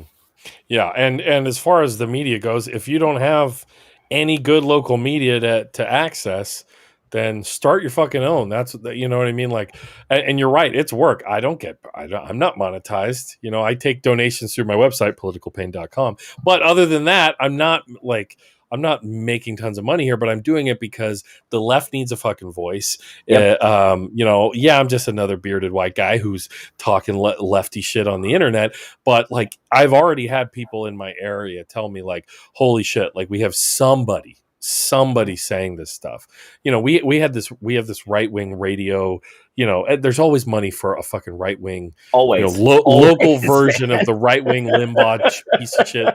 Like, our guy is Andy Caldwell. He has like the worst radio voice ever, but he's got a radio show. Listen to the Andy Caldwell show. And like, I write like full-length commentaries to my local. Oh, he ran for Congress too. He challenged the Democrat out here. But I write full-length commentaries to our daily paper, and I just rip the guy to fucking shreds because nobody else is doing that. He's literally on the dole by big ag, big oil, and every other big like moneyed interest out here for his, not his political nonprofit to flood the meetings at public comment, to write all, to have his radio show and write these commentaries. Somebody's got to push back. We have to do it. And, us on the left, we're always like, oh my God, like, should I even take money, and imposter syndrome? And we've set up so many barriers in our own heads. And then we're viciously attacking each other on top of it. Like, it's enough to make you lose hope. But like I always tell people, you got to have a long game fucking thought. Like, you're mad at fucking AOC because of this one fucking vote that happened. Like, I play chess. Like, you got to have a fucking long game plan. You cannot just be reacting and you want peace for peace. Like, you have to be thinking about the end game. You know what I mean? Or at least the long game. This is another thing that we on the left have to realize too. While we have, we a lot of us speak out against Democrats, right? How many of us fall into line with them though? There's a lot of them, right? If you want real change, stop fucking voting for them. Just stop it. Get behind the idiot green. Like, that one kid that's like 26 years old, maybe even younger. We had a 22-year-old green running for the General Assembly of North Carolina, and his voice was still cracking, right? Like, or an independent, or Bernie an independent. is an independent, or an independent, or better yet, get involved locally and start your own fucking party, right? Like, you can do that. You're going to make more. You're going to be able to implement and affect more change on a city council than you are running for Senate or running for the House. Or a school board. You know what I mean? Like, or a water board. There are so many. Like, and this is the thing. People just go to sleep on that. They want to be entertained. Like, I understand it. I have the same fucking impulse to want to, see what the fuck is going on in Congress, and Joe Biden fell down the stairs on his way up to the Air Force One, and like, we all want to be we all want to be entertained by it.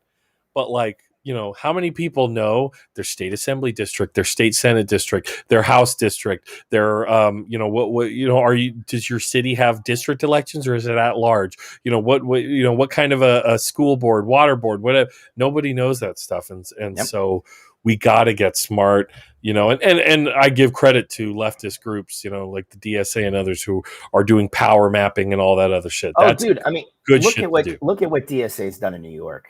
Holy shit, they've done great in New York, right? Yeah. Now, what Nevada. we need? Oh, Nevada, dude, especially. I think DSA would be better off though if they took literally just that Democrat infrastructure and said, well, if you got like put everybody, all the state Democrats, put your hands up. Okay, if you're not here with DSA, you can get the fuck out because we're taking all this with us, and it's going to be DSA. I think that would be better. Because they have kind of seized the reins of power in Nevada, which I think is great. But we have to stop lining up behind Democrats because, I mean, look at what Pelosi did to Representative Omar today. Yeah. Right? Like, she's like Pelosi essentially came out and said, well, you're threatening America. No, she didn't. She brought up a great point in the fact that there are correlations between America, the way the United States uses force, and their support of Israel using force against Palestinians. You know, it's a, what's the word I'm looking for? It's one, it's indiscriminate, and two, it's overwhelming force against a group of people who have no means of defending themselves, right? Mm-hmm. And Pelosi came out and said, well, you know, essentially, well, what about Hamas? Well, what about fucking Hamas? Mm-hmm. Right? What about them? You know, it's just like the excuses for utilizing the United States naval capability, United States military capability in Yemen, where we're blockading the country that has 25 million people that are, you know, starving to death, and then another 5 million people that are going to die of cholera. Cholera, a disease we eliminated in the early 1900s. And the United States Navy is literally blockading ports and firing cruise missiles in. And then they used our people on the ground to identify targets for Saudi and Emirati aircraft to go shoot into civilian areas because of Hamas, right? Like, fuck you, dude. Iran and Hamas. Iran isn't, you know, they don't have the capabilities to go toe to toe with us. So yes, they will fund Hamas. But you know what Hamas doesn't have the fucking capabilities of doing? Going toe to toe with us. They fucking don't. Or Israel. Right. Yeah. They don't have it because, one, the Israeli government's been up their ass for what, fucking 40 years now. Mm-hmm. You know, there's a reason they were elected to power in Gaza because they realized, well, shooting rockets isn't working. We might as well go into the politics thing. It's kind of like what the IRA did in Northern Ireland, you know? Let's get to that a little more in a bit, because I know you have you know, a lot. You know, you focus on Ireland, Irish history. Yeah, Irish history. That's my shit. McGuinness, of course, yeah. But we do have a question. I asked for questions. I don't want to ignore them. But since we're talking about New York politics, Andrew Yang, of course, you know, much like, you know, his kind of presidential thing. At first, he was, you know, this novelty. People, and then they just hear him talking, and go, right? Mm-hmm. But Anders asks, what do you think of UBI? I think UBI is important. I think it's important because, like, let's face it, we are moving into late stage capitalism at this point, right? Mm-hmm. Where jobs are going to be fewer and far between, and they're going to be in the service industry. Right. The days, like, everybody's like, well, look at these factories, right? Look at these factories. You know, I hate to tell you this, man, they're going to be automated. They will be automated. Yeah. And the people working there are going to be IT people, right? Mm-hmm. Like, to keep the software and the hardware running. Yep. You know, you could even see it in fast food restaurants, right? Like, you have the people prepping the food behind the counter. You maybe have one person at the counter, but you go to the kiosk and order your food. You know, like, this is what corporations want. If they can cut down on their overhead by not having to hire people, they're going to do so. Yeah. You know, like, Walmart puts in, I think, almost 23% of their revenue, annual revenue, into tech development, right? Like, they want to automate. That's what they want. Yep. They're just paying you to do what they haven't automated yet. Yes. And, you know, everybody talks about automation as the, you know, as this coming thing. Sometimes, I mean, I know they're going to automate as much as they can, but at the same time, it's like they're already treating human beings like fucking robots at these Amazon packing centers, and what, you know, the assembly line itself, and, you know, fast food adopted that. So many industries adopted that. Is a bit of that just human automation itself, I think. Yeah, fuck you, Henry Ford. All right, just fuck you right in your ass, man. but that's the thing I worry about with UBI is I think it would be great. You know what I mean? But at the same time, like, is it just going to be this? I don't know, like a pacifier on the proletariat as capitalism, you know, like you said, gets this super mechanized, you know, way, and it's just enough to keep us all, you know, stocked with big gulps so we can all live in our Ready Player One trailers and play our VR fucking escape into the Matrix type of bullshit. You know what I mean? Or like, would they give us just crumbs, right? Yeah. Or would it be, you know, like, are we going to automate ourselves out of capitalism and fully luxury automated whatever communism, right? And we're living in it. Champagne communism, man. Champagne. Champagne Sorry. communism. I like personally like Star Trek communism. Dude, I'm down. Replicator I'm down with that one communism. too. You know. Yeah, where you just what is it? Computer, give me Earl Grey tea or whatever. Yeah. Bing, it pops up. Computer, give me a Wiener Schnitzel dog, but that's totally freaking full of vitamins and nutrients and all the other things. I'm not going to get fatter than I already am off of it. Like that would be cool, but at the end of the day, like I have this feeling like the rich are going to all go fuck off to Mars, and we're going to be left with like an irradiated, like smoldering planet with hardly any vegetable or plant life, plant or animal life left, and acidic oceans, acid rain, plastic, like I mean I don't know. that's a fear, and I understand that, but Don't want to black pill too hard, but Jesus. Yeah. Stop being such a fucking downer, man. Oh shit, man. Sorry. No, trust me. When I'm on with like Marcus and he and I both maybe have had like way too many drinks, and we like we start talking about shit, it just goes down. Everybody in chat's like, "Will you please stop?" I come here to like listen to dick and fart jokes and maybe some politics, but now you guys are just being very depressing. Like, and we're just like, oh yeah, sorry, Yeah, I mean that's an understandable fear. That really is, right? But at the same time, if we can get people into homes, if we can get them off of streets, if we can just improve their material conditions just a little bit, I think that's, for the short term, I think that's important. But then again, Joe, we are going to run into those long-term problems. Like you said, is this going to mean that we all just stay home and plug into, our, our matrix world? I mean, honestly, I don't know how this would go because, it's going to be, you and I both know that tech is going to continue to advance, and it's going to mostly benefit the top 1%, right? Absolutely. So far. Yeah. I mean, honestly, other than our ability, us little peons down here at the bottom, right? Technology has advanced in a positive way for us because we have the means to communicate and stay in touch with each other. Right. So like that's a plus in our column because I think we use that a lot better than some of the, some of those groups on the right, like they still post on like the Daily Stormer. And even though that thing's riddled with FBI informants, right? Like, we're using things like WhatsApp and Signal and all this other shit, because we know they're gunning for us. Like, and that's another thing I think, Joe, we need to really talk about leftists.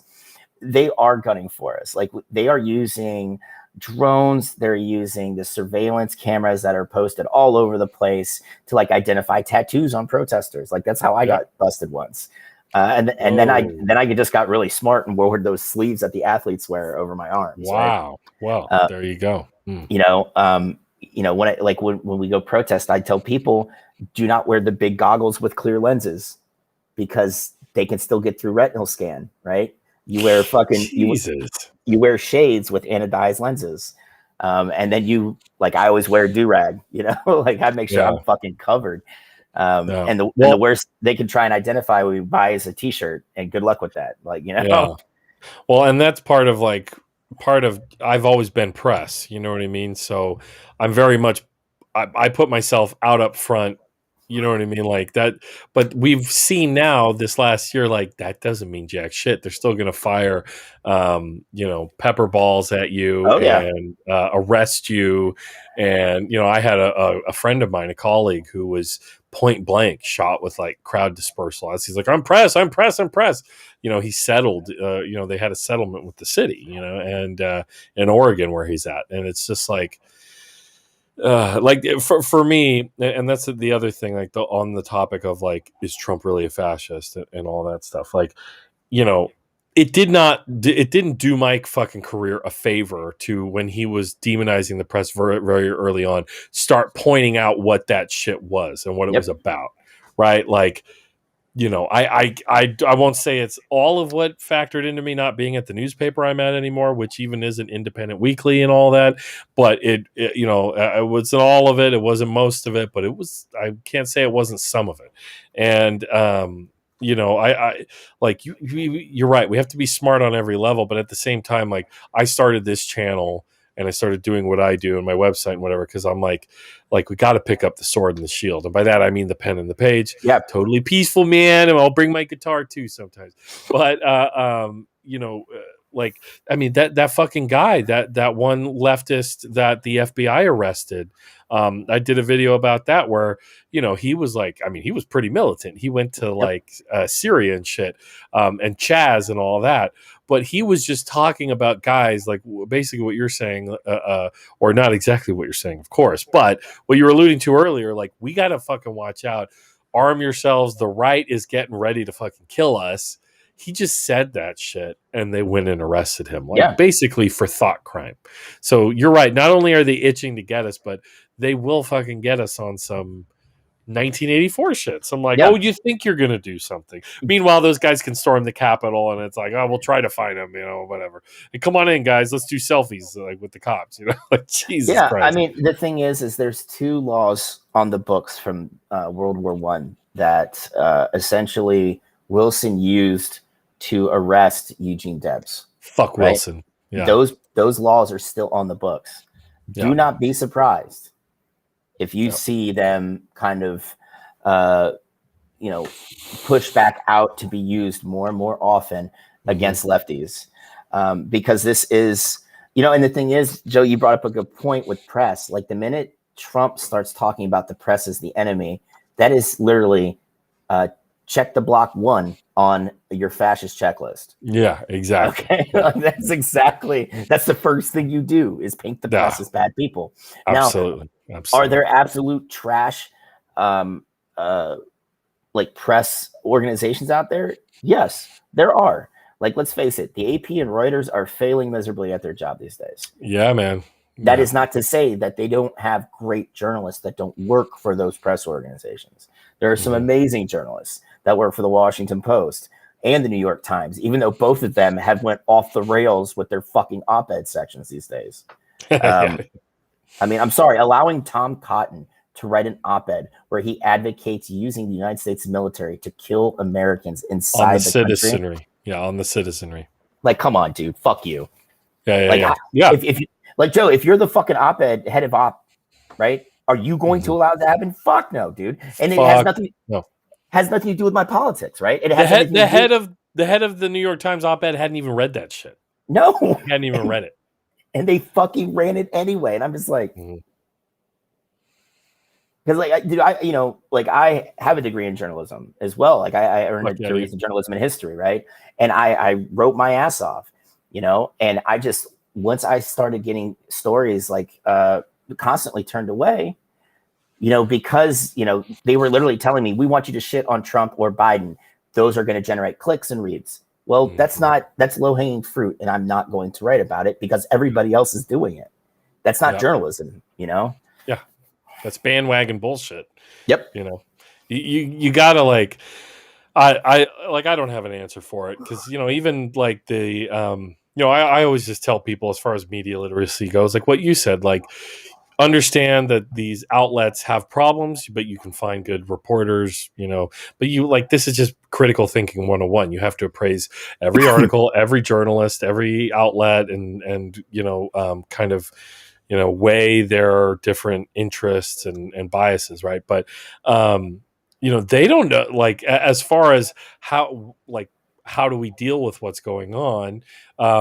They don't fucking know. They're all struggling with, please, sign up and subscribe. Even local news, like they're, and just the ads they sell next to their solid reporting are like, miracle cure and all that. You know what I mean? So it's like it doesn't help the perception of the media either. Well, dude, look at Cleveland. Cleveland doesn't have a daily newspaper anymore. Cleveland, Ohio. Fucking Cleveland.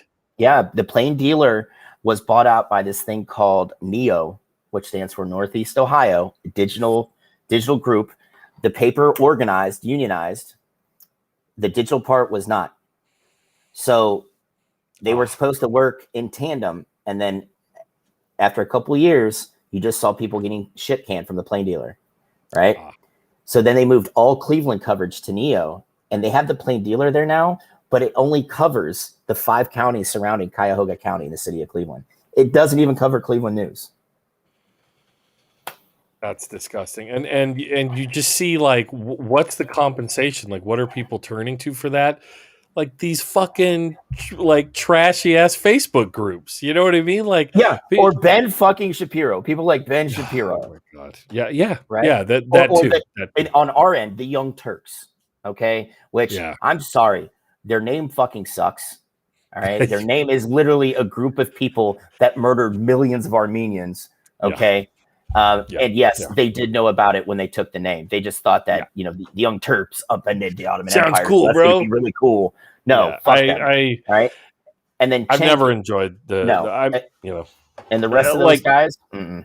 I'm not shooting. I'm not trying to make take pot shots, but like I would like to consume media where I learn like something I didn't fucking know. Like when I got there, Yeah. and it's like it is very much just like a round table of hipsters all agreeing with each other. Like I had you on here because you said a bunch of shit I didn't fucking know about. You know what I mean? And whatever. Like I'm not personally not a full blown like communist. I don't know where you stand, but like there are all these people I've heard you talk to that are, and just I'm, exploring the nuance of that. that's the thing. I consider myself a socialist, right? I am a Debs and Connolly socialist. Okay. And the reason I am that is because I do not want one party to control everything, because what works here in the Sandhills isn't going to work for where you live, Joe. And what works Yeah. for where you live might not work for somebody else in chat for their area. There has to be differentiations, right? For what you can do to best serve your community. Like Would that fall under democratic socialism? No.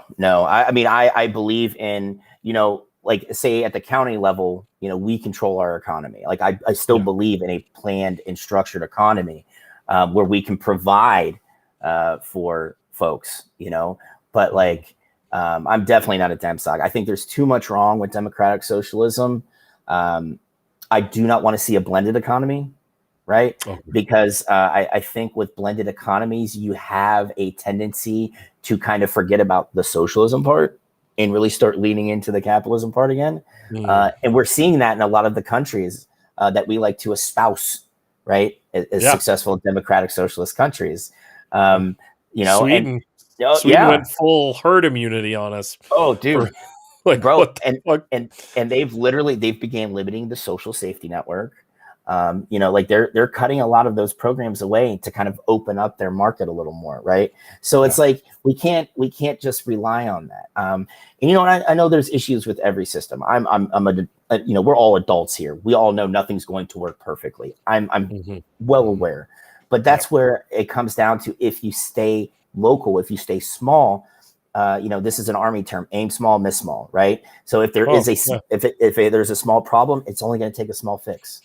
Right. It's not we don't have to unfuck the entire country, from, Cumberland County, North Carolina. Right. We can take care of our people here.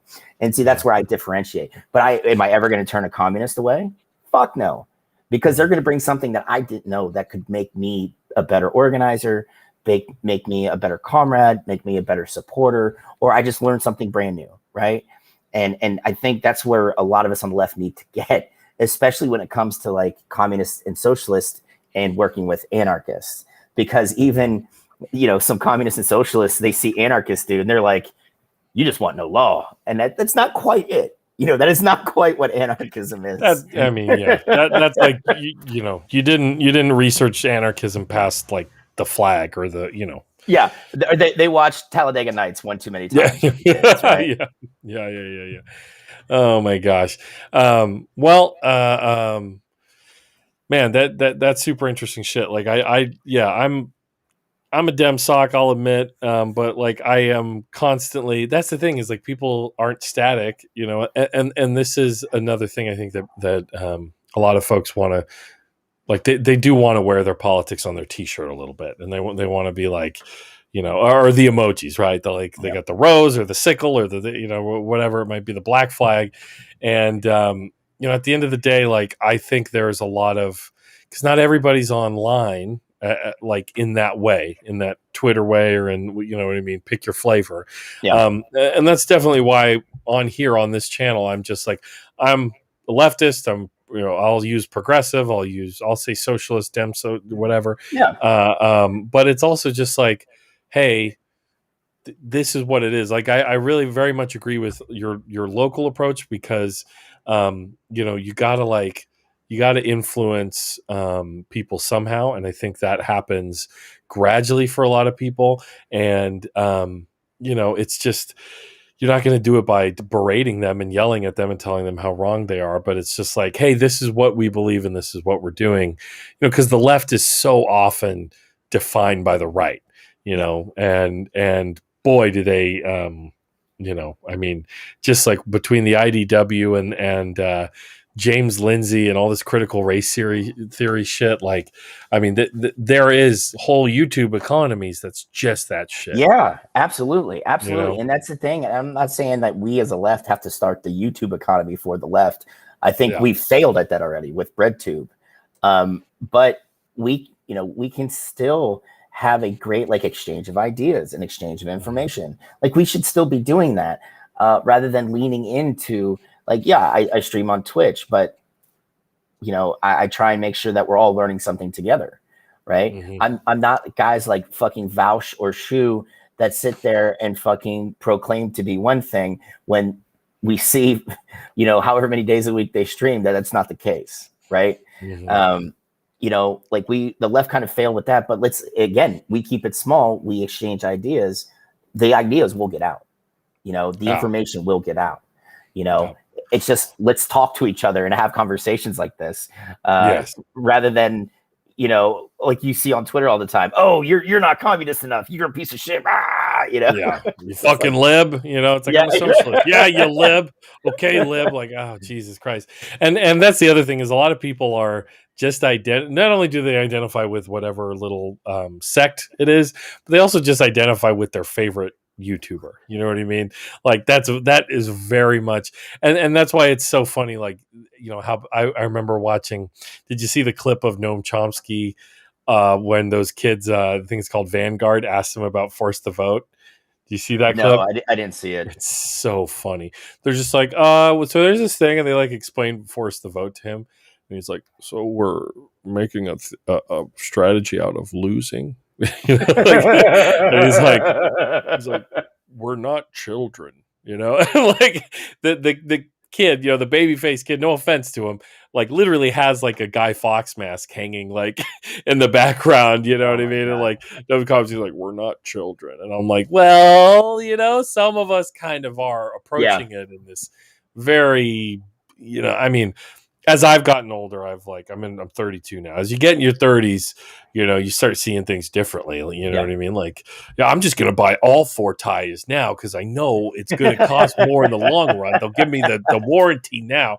I don't really have the money for it, but I'm going to do it. You know what I mean? And so you just start being a little more pragmatic.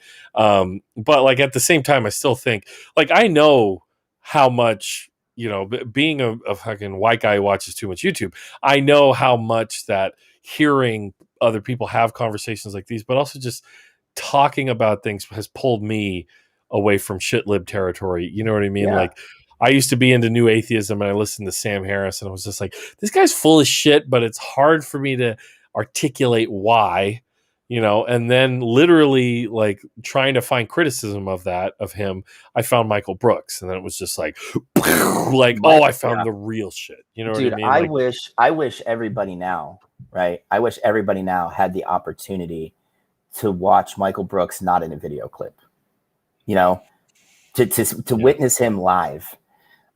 Because that man had a lot to do with my political education. He was an amazing, just like he was an amazing orator, an amazing rhetorician. And the thing is, he was able to break everything down for, you know, everybody to understand it. Like, you know, he broke it down Barney style, because some people just can't get theory, but they have the right intent. I get that. You know, I understand that. I was an infantryman. I had dudes that barely knew how to fucking read. Okay. But I made sure that they knew how to do their job. Right. So I understand that. And that's why, I mean, I will argue this till I'm blue in the face. Him passing was probably one of the worst things to happen for our movement in decades, because he was a guy that was kind of he had a magnetic pull to so many of us on the left, and we all would just kind of shut up and listen, and we don't have that right now. Nope. We have some great young organizers and people out there that, I mean, I haven't heard of some of them, but I know that they're doing good work, because you can see with some of the mutual aid, how mutual aid is kind of, it's growing, right? You can see how they're protesting, how, I mean, the group I marched with in Elizabeth City, the man who put that together was only 24, 25. And he had been putting up marches all throughout the state, right? Gives us long beards hope, Yeah, and I what was funny is I showed up there with I stopped by like 3 places on my way to Elizabeth City, which was like a 5-hour drive from where I live, but just to pick up medical supplies, water, food. A bunch of people were like, "Well, I can't make it out. Can you mind stopping by and picking it up?" I'm like, "Fuck no, man. That's cool." So I get there, drop all this shit off, and dude, I'm a fucking. I look like Gimli with a fucking communist shirt on, right? Fuck yeah. So I get there and everybody's kind of looking at me, and I'm like, "Hey, man, I'm here to support. I have all this stuff," and they were like, "Holy fuck!" And you have my bottled water. Yeah, and I was sitting there talking to a comrade of mine named DeRay, and he's like, "Dude, where do you work out of?" And I said, "Fayetteville, Sand Hills area," and he works out of Greenville, which is on the coast.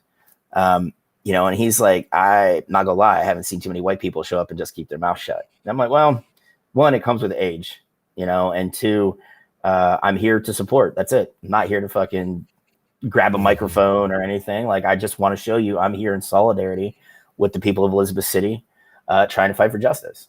And I think that's another thing we should be stressing to white dudes on the left: keep your fucking mouth shut sometimes and learn something, right? Mm-hmm. If you have like an expertise, like if you're a great organizer, well, go speak to the person that's trying to do it. Let them know, "Hey, I've done this here, here, and here," and then go sit your ass down. Because 9 times out of 10, they're going to be like, "Listen, I'm missing something." They'll come and talk to you, get those, those pearls that they glean from you, and then they're going to carry on. And that's what we should be doing as fucking old white dudes. It's just be there to support, man. Sometimes it's okay to shut the fuck up and just walk. All right. You can just march. It's okay to do that. Yeah. As a white dude who is exclusively speaking to a microphone on the internet, like a lot of time, let's do that. But yeah, I try to platform folks on here, and I went out when like the Black Lives Matter rally. I mean, biggest protest I've ever seen in my city happened. I just went out to cover it and just interview people on the street. Why are you here? People speaking in Spanish, and all other kinds of things going on. And it's like that's the other thing is like realizing a true left movement is like it's not about any one person and my fucking brilliant ideas and my how well I fucking know theory and you don't understand Marx like I understand Marx. It's like it's like the guys I know who like they are always one-upping each other with whatever final fucking thing that what I mean. Like you don't know who was on the B side of who was playing drums on that album, that kind of shit. Where you just realize fucking people. Where you just realize it's all of us, man. Like it takes literally every single one of us. I remember in the Jakarta method, one guy who survived the fucking Indonesian genocide, I'll call it, mass murder campaign, was like he would like play soccer as a teenager and think about how it takes all of us on the team. Like it's like soccer's the perfect solidarity game, bro. That kind of thing. But Evil Yoda here is yes.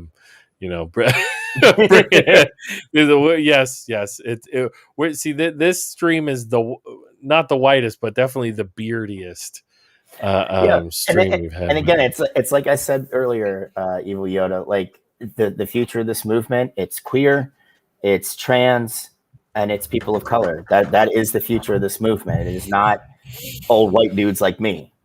And my job here is to support those people carrying the movement forward in any way, shape I can. Like that's how I look at it.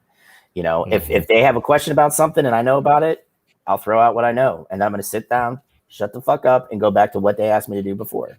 You know, like that's, Mm-hmm. you Well, know, and there's also the recognition that we all got a lot of fucking work to do. You know what I yeah, mean? Like, I'm going to get a history degree because I looked at myself and went, okay, like I know the things I know well. I know how to write. I know journalism. You know, I know how to teach music. I know how to tune pianos. Like, I have the things I'm good at, but I don't know fuck all enough. Like, what, listening to your show, listening, Michael Brooks's illicit histories, and all these YouTubers.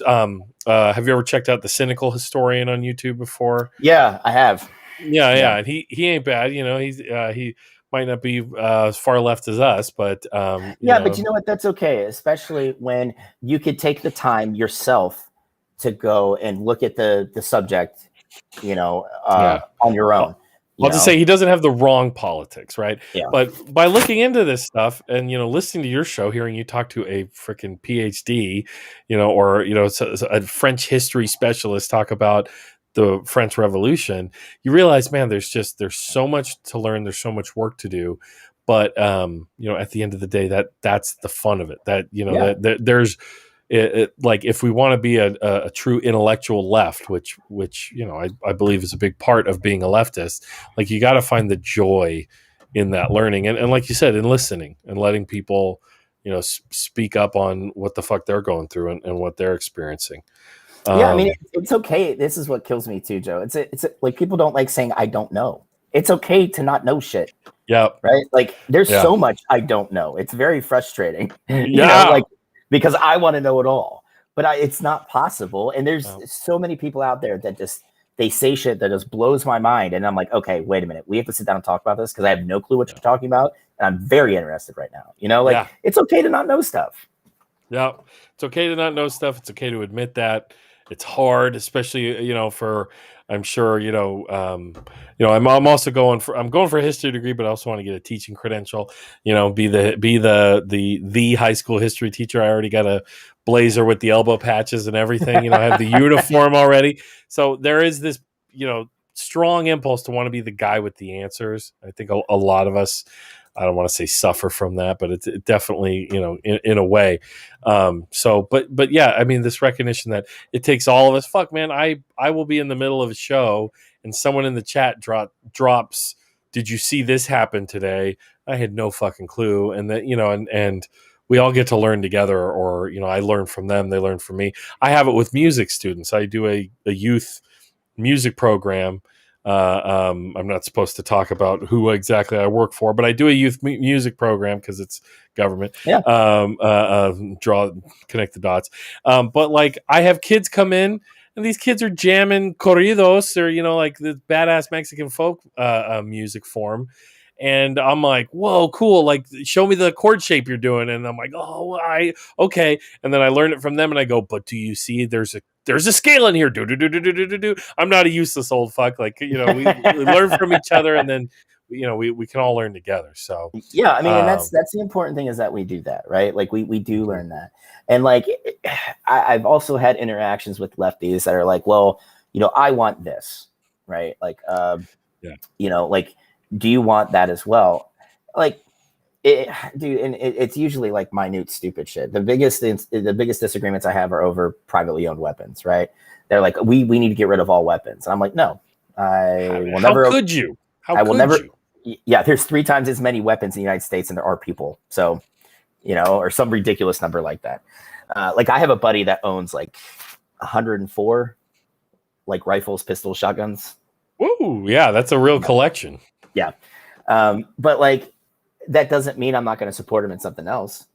Like we don't have to agree on every piece of, theory or idea.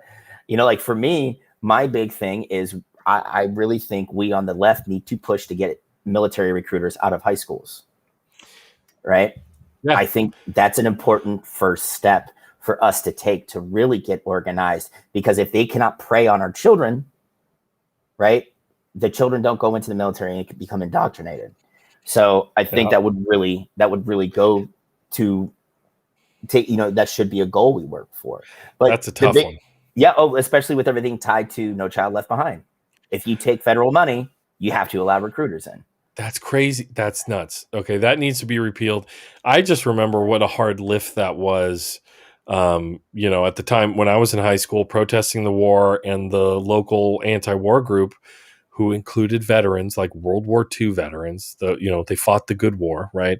Yeah. They wanted to go in and literally just provide alternative, like that. Not let's get rid of the recruiters, but let's have alternatives, and they weren't allowed. And that's a hard lift. Yeah. Telling a World War II vet who's probably just going in there to let kids know war isn't good. There is nothing positive that comes from this. That's exactly what he told us. Yeah. He's like, it wasn't cool. I'm with J. Andrew World on this one too. Get fucking recruiters off Twitch. Get them out of e-games. But they get savagely brutalized by. Oh, I love it. I love it. There's been a thing going on now of all these text exchanges. Like, why did this only just start becoming a thing? Is what I'm wondering. Between whom? Like recruiters and leftists. Like, I have seen more memes on Instagram and Twitter of like military recruiters hitting people up, and then. Well, you have to understand the military. There's two different types of recruiting. You have initial recruiting, which is going and getting kids to enlist, right? Then you have another set of recruiting, which is prior service recruiting, where you have guys, or individuals that have been out of the military for a little bit, and you reach out to try and bring them back in, right? Mm-hmm. Because you can essentially you can enlist until you're 42 years old, like that's the cutoff, right? Okay. So there's a big window there. But the thing is, the Army for initial recruiting, and I only know about the Army. I don't know about the Navy, the Air Force, or Space Force, which should not be a thing. Dude, like literally the fucking Air Force base that exists right like within driving distance of my house, Vandenberg. My mom used to work out there. It's now the Vandenberg Space Force base. Yeah, exactly. Like I'm going to be covering that tomorrow on the news show. I do it on my Friday show, but it's embarrassing, man. It's embarrassing.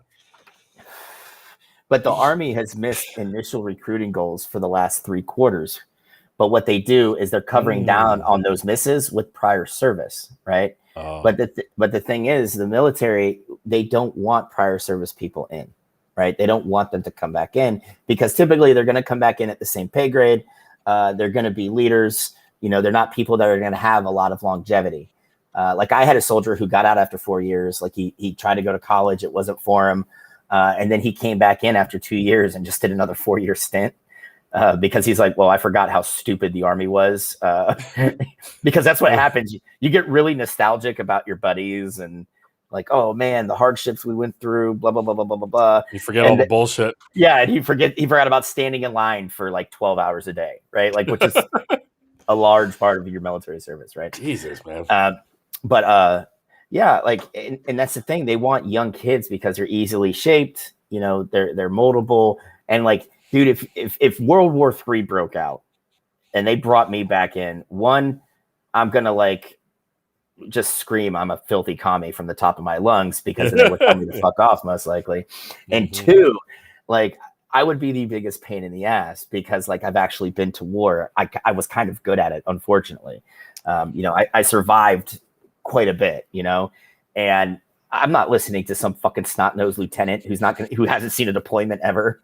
No. They'll put you in the press corps or what is it, like the military PAO public affairs. They'll put you in PAO and just have you fucking write. Dude, I applied to go work PAO at Fort Bragg, which is close to where I live when I first started in college, right? Because you don't have to have a degree to work civilian side PAO. And then I went and did like the visit. And dude, it was just so much ego stroking and jerking off at the 82nd Airborne. I was like, do I need a paycheck? Yes. But you know what else I can do? Eat ramen for a few months before I fucking do this shit. I was like, wow. I was like, there's no way I'm doing this shit. And they're like, well, why? Because the jobs start out like 55 a year. And I'm like, because I was like, this is all bullshit. I was like, this is all bullshit. And it's all bullshit. But you want me to put a pretty face on this? I was like, dude, get fucked, Because I want to be able to wash the asshole stink of the military off my beard one day. Yeah, Uh, you know, I like getting up in the morning Jesus. and looking in the mirror and being like, you know what, you're not a total scumbag. I like that. You know, it's a good feeling.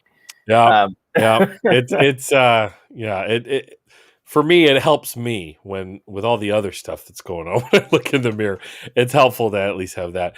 Last point. Last thing we keep talking about. Oh, the left needs and the left doesn't have, and the left and the left. One thing that when I think about when the left was strong in the United States last time, right during the Depression and going into the war, um, like I think of pop culture, popular culture, and when we actually had like representation by working class people were some of the most famous musicians. I think about Woody Guthrie and Pete Seeger and the Weavers and and of course the 60s, their kids coming out, fucking Joan Baez, Bob Dylan. Joan Baez is still tying herself to trees with her guitar. yeah, You know what I mean? Like never stopped. But I love Woody Guthrie. You know what I mean? Like the people don't understand that "This Land Is Your Land" is a fucking communist anthem. Like he yes, literally has. There's a often never sung, deleted, canceled. I'll say verse, which is as I went walking, there was a sign there, and on that sign it said "private property." And on the other side, it didn't say nothing. This land was made for you and me, right? Didn't even have to fucking rhyme it. And like that was a huge part of, there's also the Works Project Administration had, like, they paid playwrights, they paid poets, they paid historians to go all these historically designated places with plaques were paid by, you know what I mean? It was like putting artists to work. Painters, musicians, but also just there was this fucking like popular spirit, working class spirit, in that was like there was solidarity around that. Fucking Woody Guthrie wrote songs about let's go fucking fuck up Hitler. You know what I mean?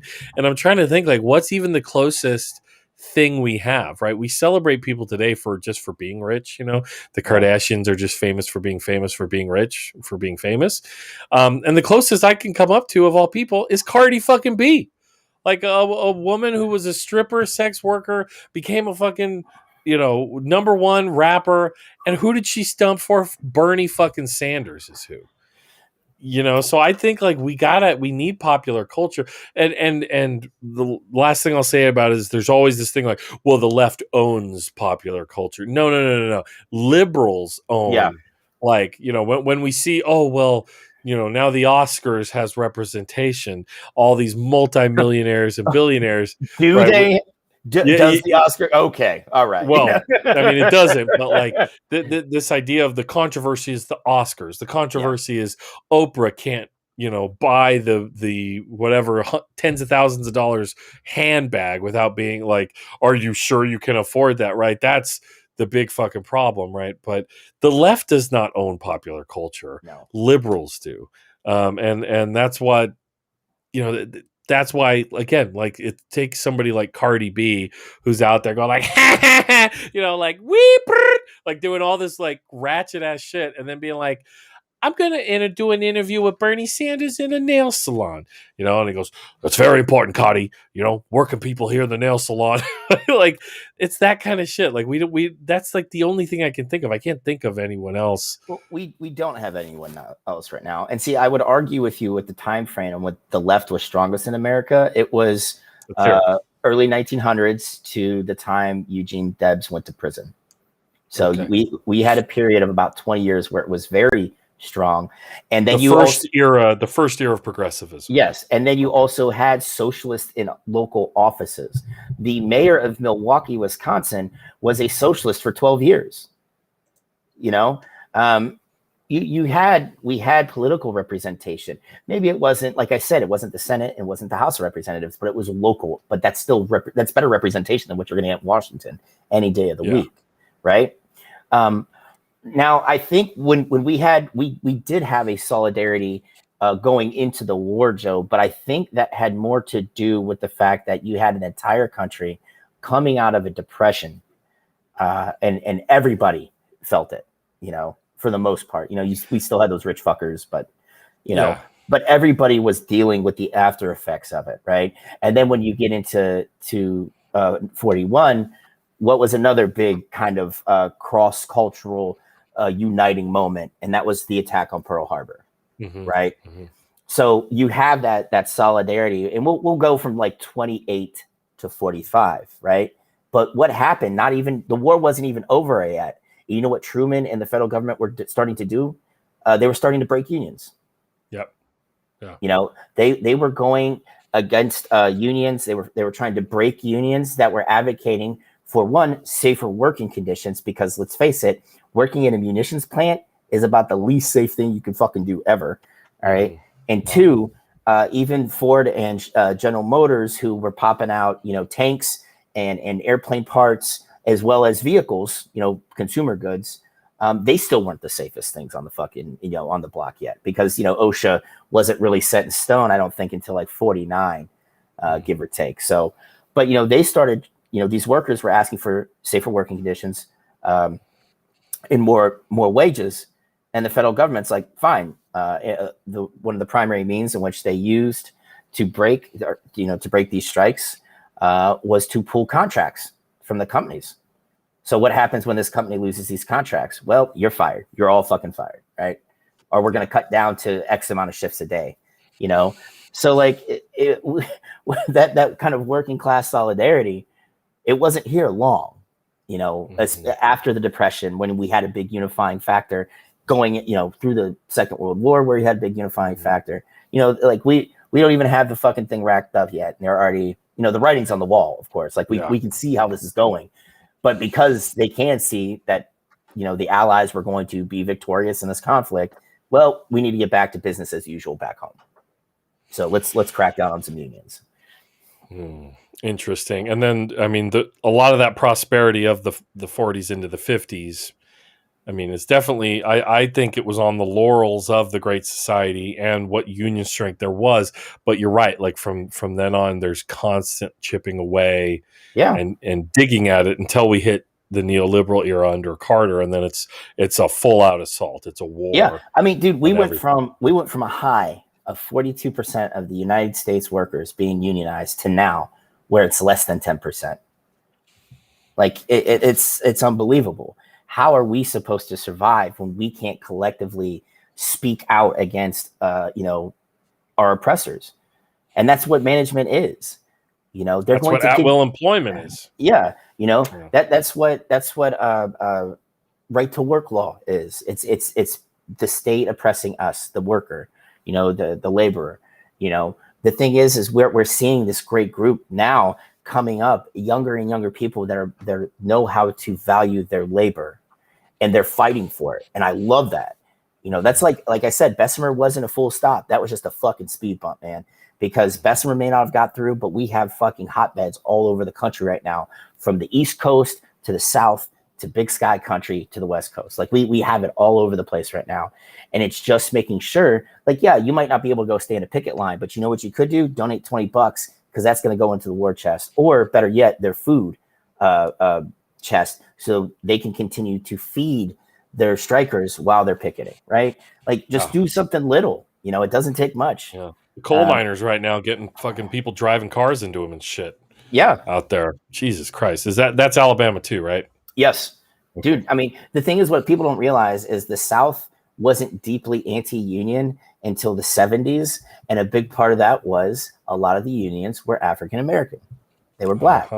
Yeah. So that really, and when you saw that implementation of the Southern strategy, which many conservatives will tell you is not real, and I would argue, yes, it is. And I have a whole episode dedicated to it. Oh, I got to go listen. Okay. All right. But, they completely kind of switched and went against unions, because they were largely, some of them were largely Black, but other ones allowed Black membership. Yes. Right. And you couldn't have that. Right. So you saw a big turning against unions in probably the mid to late 70s, and going into the early 80s, like you said, when we saw the assault on unions under Reagan. But the South was a labor hotbed from probably late 30s into the mid 70s, you know, but, you know, and that's the thing. Those unions also ended up becoming some of the biggest allies against Jim Crow, against segregation, you know. Against Vietnam. Yeah. You know, so I mean, not all of them. No, definitely not. Definitely not. Yeah. But I mean, there were a lot of unions that did speak out against, you know, that bullshit war. Yeah. And talking just to bring a full circle here at the end, I'm not going to keep you all night. But you know, we talked about like at the beginning, the material realities and impetus for, you know, backlash or revolution or rebellion, you know, whether it's the famines before the French Revolution or the poor harvest before the French Revolution, the drought here in California before the Chumash did their uprising against the missions, or the pandemic for 2020 and everything we saw there. Like, I've been going back and watching a lot of like footage from 68 and you know, like Baldwin and you know, like there's a lot of crazy just footage of just rooms of people just all going back and forth, and you know, in Berkeley and the colleges, and you know, like, you know, people have this idea of the hippies as the left, but like there were just these really like straight-laced white kids who were like serious about the radical shit, and that just like, you know, couldn't, you know, very much at odds with, you know, like the black movements that were going on at that time too. And like, but what was on everybody's fucking mind? It was Vietnam. Like Vietnam was such an engine for all that shit. And it's just weird. Like, I don't know if it's the lack of the draft, or I don't if it's capitalist realism, and we've all just accepted this fucking hellscape. And it's like, yeah, we all hate Amazon, but it's like, but they get shit right to your house. You don't have to get off your ass to go anywhere. You know what I mean? But it's like, there's just not this sense of, I mean, I think Bernie like shot up a flare for a lot of us, where we were like hopeless. You know what I mean? And then it's like, wake up, motherfuckers! Like, we, you know, like, you know, we like. I know you're all out there. Like, let's get it together. And it is nice to see that this push for organizing that you're talking about. And, you know, whether it's membership in DSA or unions or all these workplaces that are trying to unionize, you know, and even old fucking Sleepy Joe will, you know, give a wink and a nod and be like, unions are good. Where am I? You know? Then he falls asleep. You know, it's bedtime now, but you know, do I get a cookie now or whatever? You know what I mean? But like, those are all indications that at least, you know, I mean, I think, I don't know, what is it? Adolph Reed said, like, you know, maybe like we don't have a fully formed left now, but if one day we do, then it will be like that was the left, or, you know, that was this fetal beginning of it. You know what I mean? And who knows? But let's definitely not do the yuppie shit that the hippies did or whatever. I mean, that's the thing, guys. Like, the sad part about the hippie movement, right, is that I wouldn't even say that they were lefty, right? I think a lot of it had to do with kind of. I mean, you could even say it was kind of like liberalism during the French Revolution, right?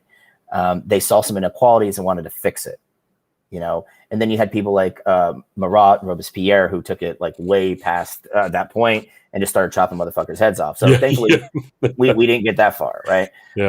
But you know,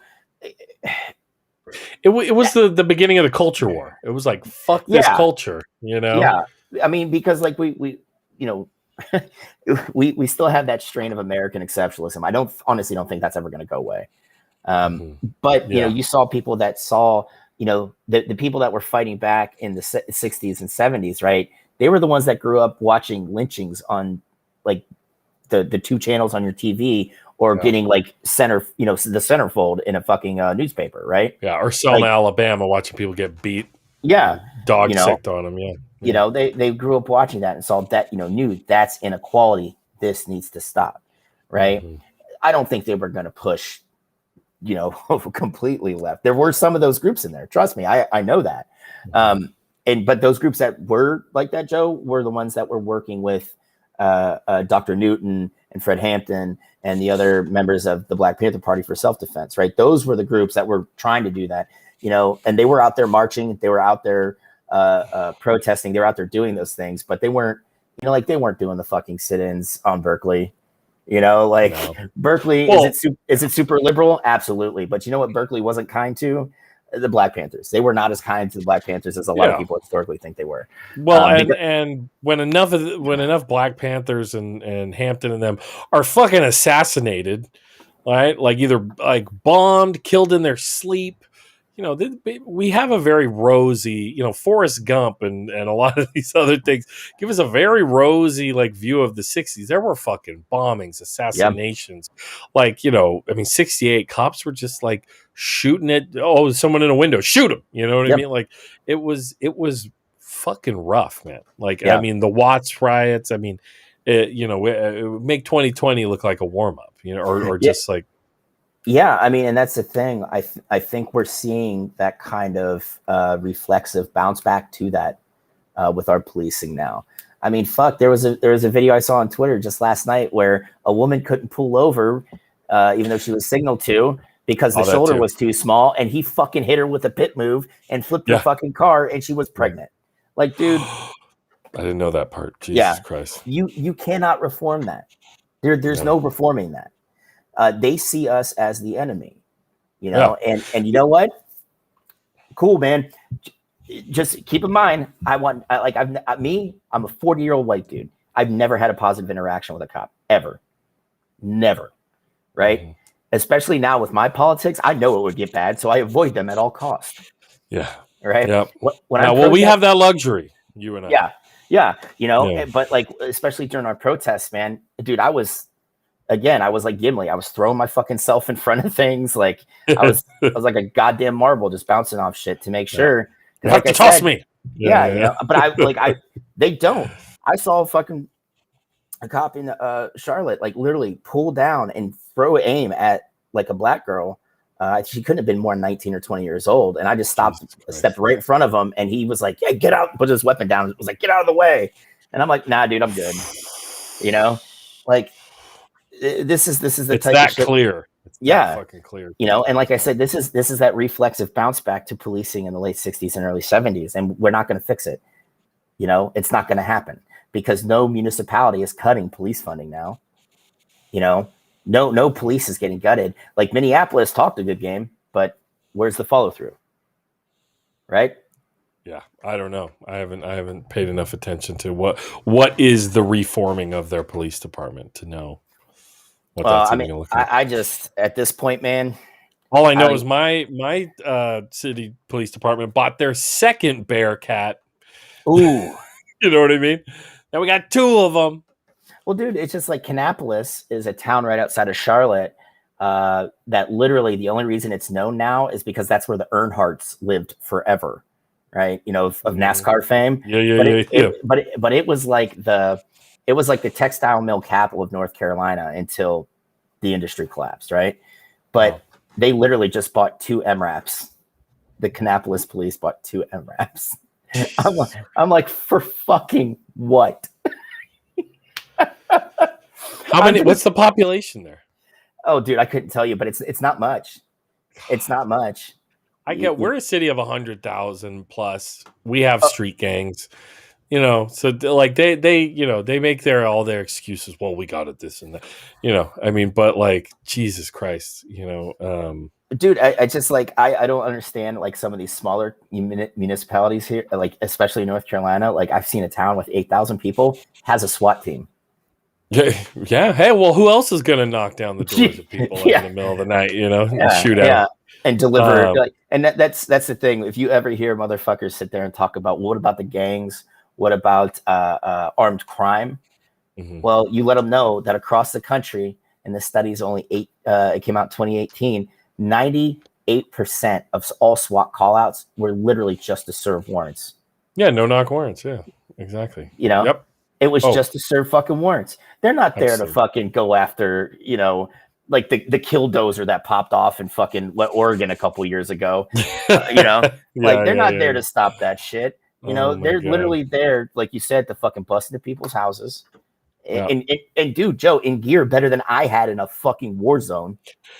Okay. Like Jesus just to Christ. Yeah. just to throw a piece of paper saying, "Hey, you've been served." Like Oh my what the God. fuck? It's yeah, and that's the thing. It's like when the government. I mean, I to a certain degree, I don't blame certain people who are just very anti-government, like we see in libertarian and very right-wing spaces, because like when everything else that the government used to do for us has been completely removed, and the only thing that gets good funding and unions are respected and all this shit is the guys who are gonna fucking break your door down, sick a dog on you, pull you over, search your car, take your weed, fucking grope your girlfriend or whatever creepy shit, like that they do, then yeah, I get that. Like as fucked up as it is, like sovereign citizens are, one of the more like, at least they're trying to empower themselves in a certain way. They're not just like farting around, like going like, oh, it's all the fucking aliens and all, the earth is flat. They like think they have some shit when a Yeah, cop comes up and they're like, sir, listen, before they bash their window but what open or kills me whatever. about sovereign citizens, Joe, is I read the Articles of Confederation, a document which has no bearing on anything anymore. Oh my So God, that's what it goes back to, isn't it? The yeah, Articles yeah. of Confederation. And I'm That's like, my favorite punchline. People, I go, that's some Articles of the Confederation shit. Like the yeah, libertarians. it's like, dude, God. the Articles of Confederation do not exist anymore. That is a document that is non-binding.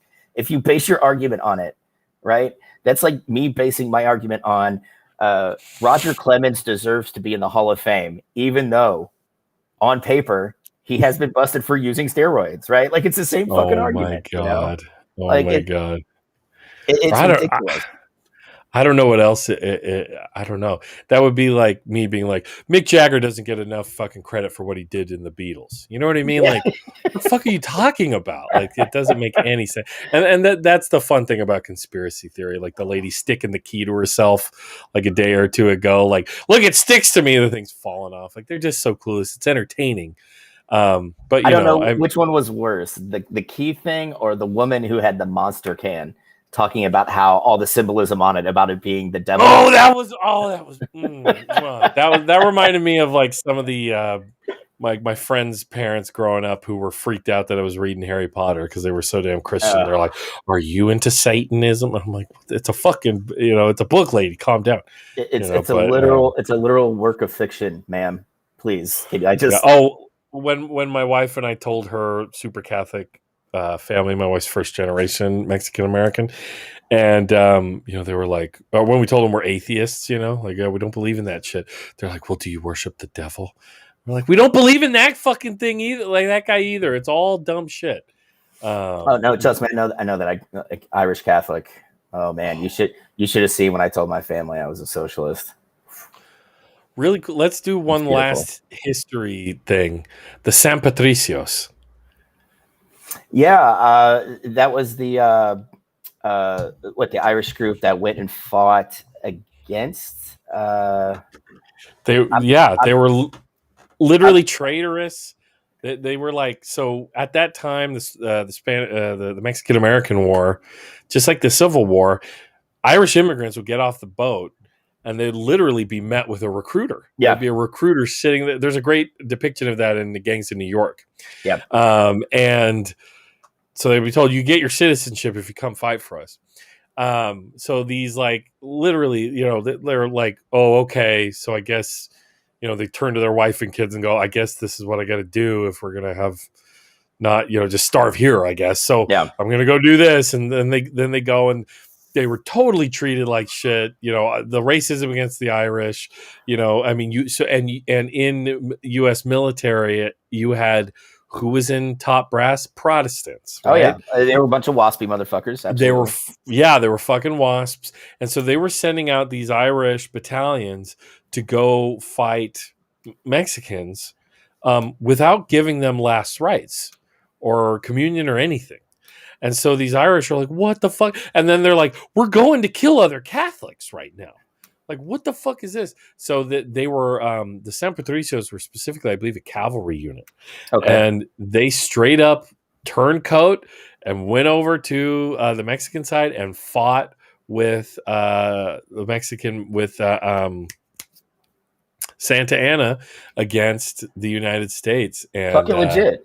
Yeah, Legit. dude. We have a regional theater conservatory out here called PCPA, and they commissioned this new play back years and years ago. I can't remember. The guy who did the music for La Bamba did the music for it. It was actually Okay. pretty cool, and it's called San Patricios, and it's a fucking badass play about and they were caught. They of course we all know how the war went. They were caught and they fucking strung them all up Oh for yeah. turning coat, but that's some interesting shit. Like fucking badass revolutionary The thing Irishmen. is, you have to think in 1848 there was another revolution in Ireland called the Young Irelander uprising, which was put down violently. And then when we had the Civil War, I don't know if you knew this, but in 1867, a group of Irishmen invaded Canada. What? Yeah, No. yeah, trying to Fuck lash, yeah. and they were all Civil War vets. It was the Fenian invasion, and they invaded. Wow. I think it was Ontario, but they invaded. It didn't go well. Needless to say. Respect though. Yeah, it Respect, was. It was. The Irishmen throughout all of history have been finding means of trying to lash back out against the English, Wow. including, and you got to think 1867. This is still the Dominion of Canada, so it's Yeah. still technically a colony of the UK. So That's so fucking funny. yeah, yeah. Some beefs run deep. Real deep. Well, I mean, dude, you got to think Strongbow led Englishmen into Ireland in 1127, I believe. So we're looking at just under 1,000 years. Fuck yeah. God, that's great. The other thing, see, my family goes back to Scotland. My grandmother was born and raised. My dad's a legit professional bagpipe player. I kid you not. So our beefs run deep too. Like the fucking Roman Empire went full MAGA on us. Build a wall. We don't want to deal with this. I mean, build a wall. The great thing is, though, I think you're getting ready to see Scottish independence. Like, I really think that's going to happen. Dude, and the Scots are aggressively left. They're aggressively fuck you on your fucking Brexit. That's what I love about it. Joe. For them, that's not being left. That's just like centrism for Scots. Like, it's just it's something that they do. I gotta like spend more time studying it because it definitely gives me a little bit of it's crazy. On my dad's side, I got my grandma born and raised in Dundee. She would always tell me, Joseph, like put a kettle on, and all that shit. She was legit. She fucking had Alzheimer's, all to shit on 9/11. Kept asking me like, what's happening? That was talk about history. That was fucking weird. She had a living memory of blackout curtains. And then we're watching 9/11 happen, and she's like, can't remember. Like, we keep watching it, and I have to keep reminding her. But then on my mom's side, my matrilineal great grandfather has been in this area of California since it was Mexico. Holy shit! Yeah, we have a graveyard. The family has a graveyard, which is like a historically designated place. My grandma's there, my uncle's there, and who knows where I'll end up, but it's like it's the Canay. My name's Joseph Vincent Payne. I shouldn't give my full name, but my great grandfather's name was Vicente Jose Canay. So pretty fucking nuts. So when you look at all this shit, not only is this Scots, but it's also swarthy, stark black Spaniard hair and shit. So it's a whole mix. But the Irish, you guys grow badass beards as well. I won't. Well, I mean, I won't grow on top of my head very well, so I'm gonna just let it grow on my face. Dude, that's what you got to do. Well, that's what wearing a football helmet from like the age of 8 to 17, and then a fucking an ACH from 17 to 35. So fuck. Blame the headwear. Blame the headgear. I'm going to. I fucking am. I most certainly am. Not so the beard is Irish, but is there other stuff floating around in there too? What, like my food? No. Oh, you like genetically? No. I mean, I wouldn't be surprised, dude. My daughter's constantly picking shit on my beard. But that's what they're for. There's like some German, some other stuff. I'm not really. Yeah, I'm not really tight with a lot of my family because of my politics. Damn, dude. And I'm okay with it. Nah, fuck no, dude. If you're no comrade, all right. No, I got a family. They're the, I mean, I got my two kids, and their mom and I aren't like together anymore, but it's funny. She's just like, don't go whole hog yet. They're still children. And I'm like, okay. So I drop my hints here and there, about the politics. Oh, about politics. Absolutely. Because my kids are going to be comrades. Otherwise I'll disown them too. Oh man. My principle is much more important than those two little shitheads that are so expensive. Oh shit. I say that, but my kids have me wrapped around their fingers. It's oh, yeah. That's the thing about us bearded guys. We act and look tough, but we're all big softies. Yeah, I mean, for the most part, I am. Again, except if you're a Nazi or an ex-Nazi, then you're just for punching and nothing more. Fuck no. Yeah, my grandfather on my dad's side, fucking Pacific Theater, and involved in all that. He was in the last Mounted Cavalry. Goddamn. Yeah. And but like he didn't make it past the 60s because he fucking, as I'm sure you're aware of as a veteran, the fucking big issue, he took his own life. Yeah. So that's always rough on my dad. Yeah, that's always a rough one, man. I attempted once. I got stopped, luckily. I was in a hospital. I am too. And I thank this kid. I talk to him probably once or twice a month. Like, he's still in the military. He was a military policeman. He stopped me, and I'm appreciative of that. I was in such a bad spot the last 2.5, 3 years I was in. I was getting death threats from speaking out against Lawrence. I was still trying to deal with the trauma of war, the trauma of, moral injury. And I didn't know how to fucking do it. Like, I was not mature enough to deal with it. And then, that clicked. I was that close to punching my own ticket. And I'm like, well, you know what? I should probably go talk to somebody, like actually in good faith, go and talk to somebody. And I did. And it was the smartest decision I ever made. I'm still in therapy twice a week. It's maintenance, which is always good, especially when you have struggles with mental health. Doing the maintenance is the most important part. It was good. Like, that was something very bad that happened, but something positive came out of it. And that's how I look at it. It saved my life. And, I'm not going to, I guess, belittle that, like, you have to find some good in the bad sometimes. Yeah. So.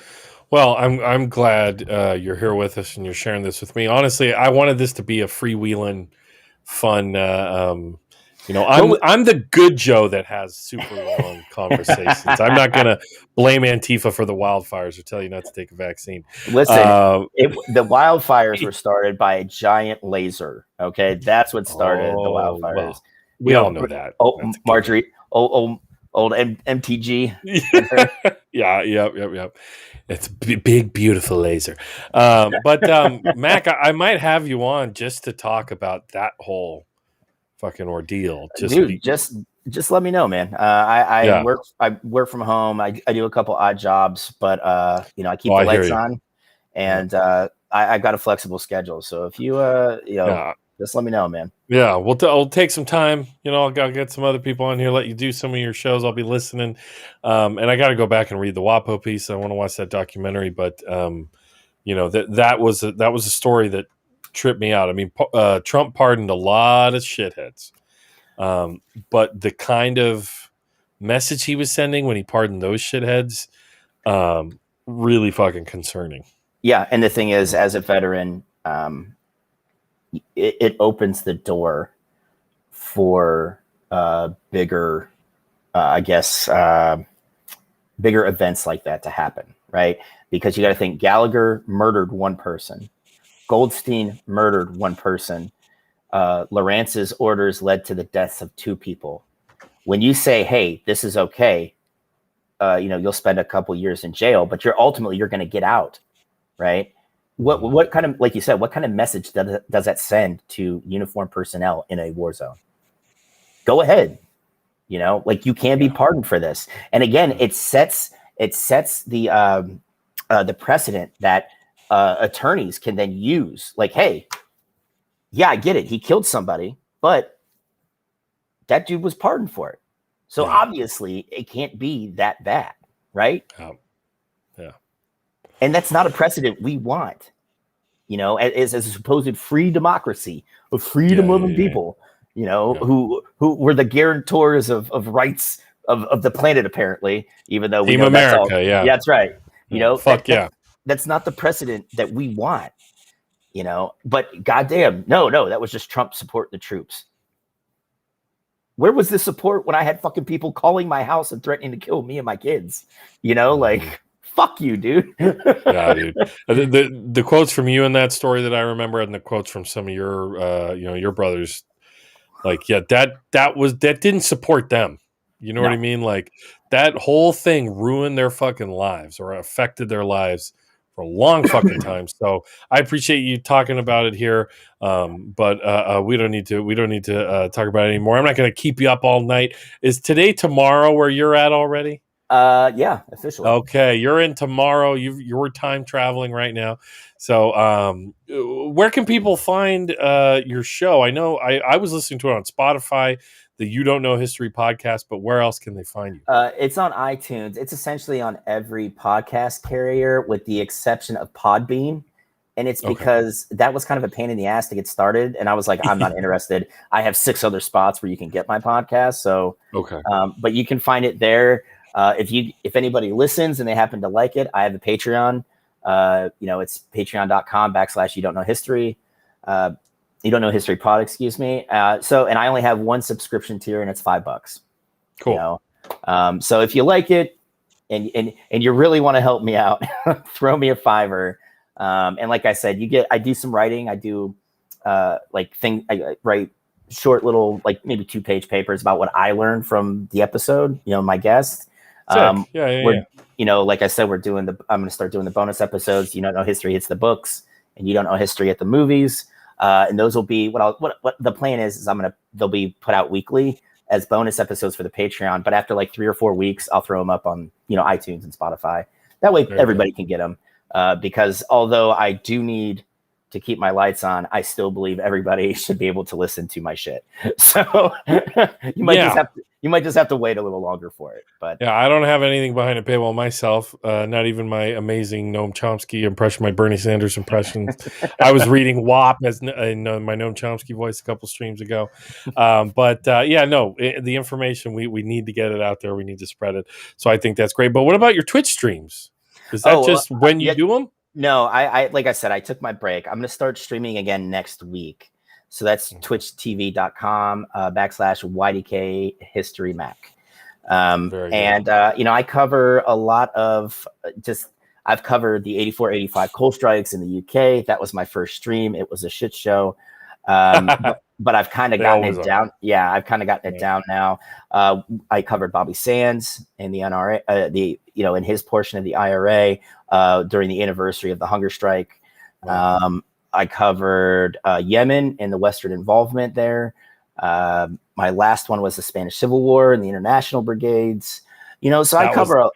That was where I really connected with your stream, and I was loving it. Yeah, I cover a lot of different things because there are a lot of things about history we don't know that we should. And Andrew World, I'm going to tell you right now, I'm this close to getting an actual comics historian to come on the pod and talk about like the history of Marvel and DC. So Jay's your fucking guy. He was blowing my mind about Jack Kirby, like basically being an anti-fascist, Jay Andrew World could definitely. Jay Andrew World illustrated the cover of Against the Web by Michael Brooks. So good buddy of mine. Yeah, he's the guy. So good buddy of mine. Connect with him. Yes, this one. Yes, he did that illustration. He did the illustration you saw on my opening screen. He drew me. Fantastic artist. So you guys definitely need to connect.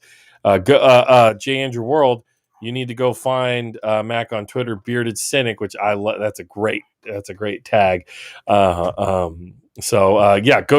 go check out Mac. Follow his shit. All 6 of you here right now, and whoever else is going to watch this later. Let's grow the left new media online together and make it happen. Mac, thanks again for coming on. I really do appreciate it. So much for having me on. I really had a good time, man. I could sit here and bullshit all night. Oh yeah, me So too. My back, even with my fucked up back, I could do, I could do this forever. But I'll be listening to your show because I'm about to hit a history degree in the fall, and it's helping me coming in knowing some shit. So I'm going to tell you right now, the funniest thing I had happen before I go. I'll tell you this. you bet. I was in it was one of my my comp classes, right? I had to write like a research paper, and I actually cited Joe Kasabian's podcast, "Lions Led by Donkeys," in it, right? Wow. And my professor was like, "This is badass. Haven't had a fucking podcast cited, right?" And the thing is like I was using Chicago's manual style because that's what you're going to use most as a history major, right? Okay. And my this is a comp class, but he's like, dude, if that's what you're comfortable writing in, just fucking write in it. I don't care. Just bring me the paper, right? So I guess it got up to the department chair, and they're like, wait a minute, you can't fucking cite a history podcast. Wow. And I was like, wait a minute, and I literally just like busted out like the rule book, and I'm like, nope. It says right here, I can do it. Ooh, so, wow. And he just kind of looked at me and was like, "You son of a bitch!" And like Joe Kasabian, the guy who started it, is a good buddy of mine. Cool. And I let him know, and he's like, "Are you fucking kidding me?" He's like, You're "How promoting your friends?" Yeah, I was. He's like, "How am I getting cited in a fucking academic paper?" I'm like, "Well, it's your time, bro. Like this." It is now. Hey, maybe I'll try to slide "You Don't Know History" into my. Well, dude, you might be able to, and it's gonna be. The thing is, if anybody gives you shit, you can be like, "No, it wasn't Mac I was listening to, but there's this other professor right there that said so," and then you'll be good to go. The last thing I'll say, the last time I impressed a history teacher, or maybe I have since, but the big one for me was in high school. We had this at my school is very white in this big agricultural valley that has a very large Hispanic Latino population, and I was in the white suburb area, right? And we had this one history teacher who was he's a Latino. He started this ballet folklore band like back in the day, like when the schools were trying to do shit for that. And he's asking questions one day. Meanwhile, I have The Great Shark Hunt open on my desk. I'm reading Hunter S. Thompson in between classes, and I'm reading How He Met Dr. Gonzo, Oscar Zeta Costa, and Ruben Flores, the LA Times reporter who was assassinated by the LAPD. They shot a tear gas canister at his head as he was just sitting in the bar, and blew a chunk of his head off. Right? Yep, that'll do it. Yeah, and started the Chicano rights, riots and movement really in the 70s and late 60s there, and spurred that chapter of it. And this teacher, he's up there and he's just like trying to put the positive face on the grind, and he's like, we're going over riots, like we're literally talking about riots. And he goes, can anybody think of any examples of a riot from history? And I was like, Mr. Gabaldon, what about what about after Ruben Flores was killed in L.A. and his eyes, like, man, they almost popped out of his head, and he was like, in 30 years, no one has ever mentioned Ruben Flores, and he will never forget me. He sees me and anywhere, he goes, hey, it's you, and so that's the thing. If you can make a history teacher smile, if you can make their day, just care enough to learn a little bit about history. And that's what I love about your show is, man, like I really learned, because you read about the French Revolution in a dry ass textbook and I get it, the Jacobins and with the other guys and the left side and the right side and blah, blah, blah, blah, blah, Marie Antoinette and the guillotine. Everybody's waiting for the guillotine. Oh yeah. Everybody's waiting for that thing to drop. Yeah. But then listening to your show, man, there was a lot of nuance and just, but you two, the two of you and your guests were having fun with it. And I really appreciate that. Dude, that's the thing is Dr. Grissong is only like 27 years old. I know. And she's got a fucking PhD. And I'm sitting here like, what have I done wrong with my life? That's how I feel too. Holy shit, what am I doing wrong? I'm a lazy fuck. But anywho, I'm not going to keep you any longer. Everybody go check out Mac with the You Don't Know History podcast. Go follow him on Twitter. Follow him in all the places you can find him. He's explained it. So thanks again for being on the show, Mac. It was a lot of fun having you, and I'll see you around the interwebs, I'm sure. All right, man. Thank you again. I appreciate it, dude. You bet. Have a good night, man. Thanks. All right, everybody. That was Mac. Go follow him. Go check out his stuff. Great guy. And of course, I will be back here tomorrow for my regular show, the Friday night live stream, 6:30 p.m. Pacific Standard Time. So, we're going to talk about a lot of the news, a lot of, local news, national news, maybe some worldwide stuff. We got a Peruvian election. We got shit going down in Colombia still. And we'll try to talk about all of that. But thanks again for being here, folks. Everybody in the chat, Jay Andrew World says, drop the guillotine like your new mixtape. Good one, Andy. Go follow Matt, connect with him because, comic history. I think that would be a lot of fun. But, guys, that's it for me tonight. Have a good one. I'll see you tomorrow. Take her easy. And left is best. Peace, guys.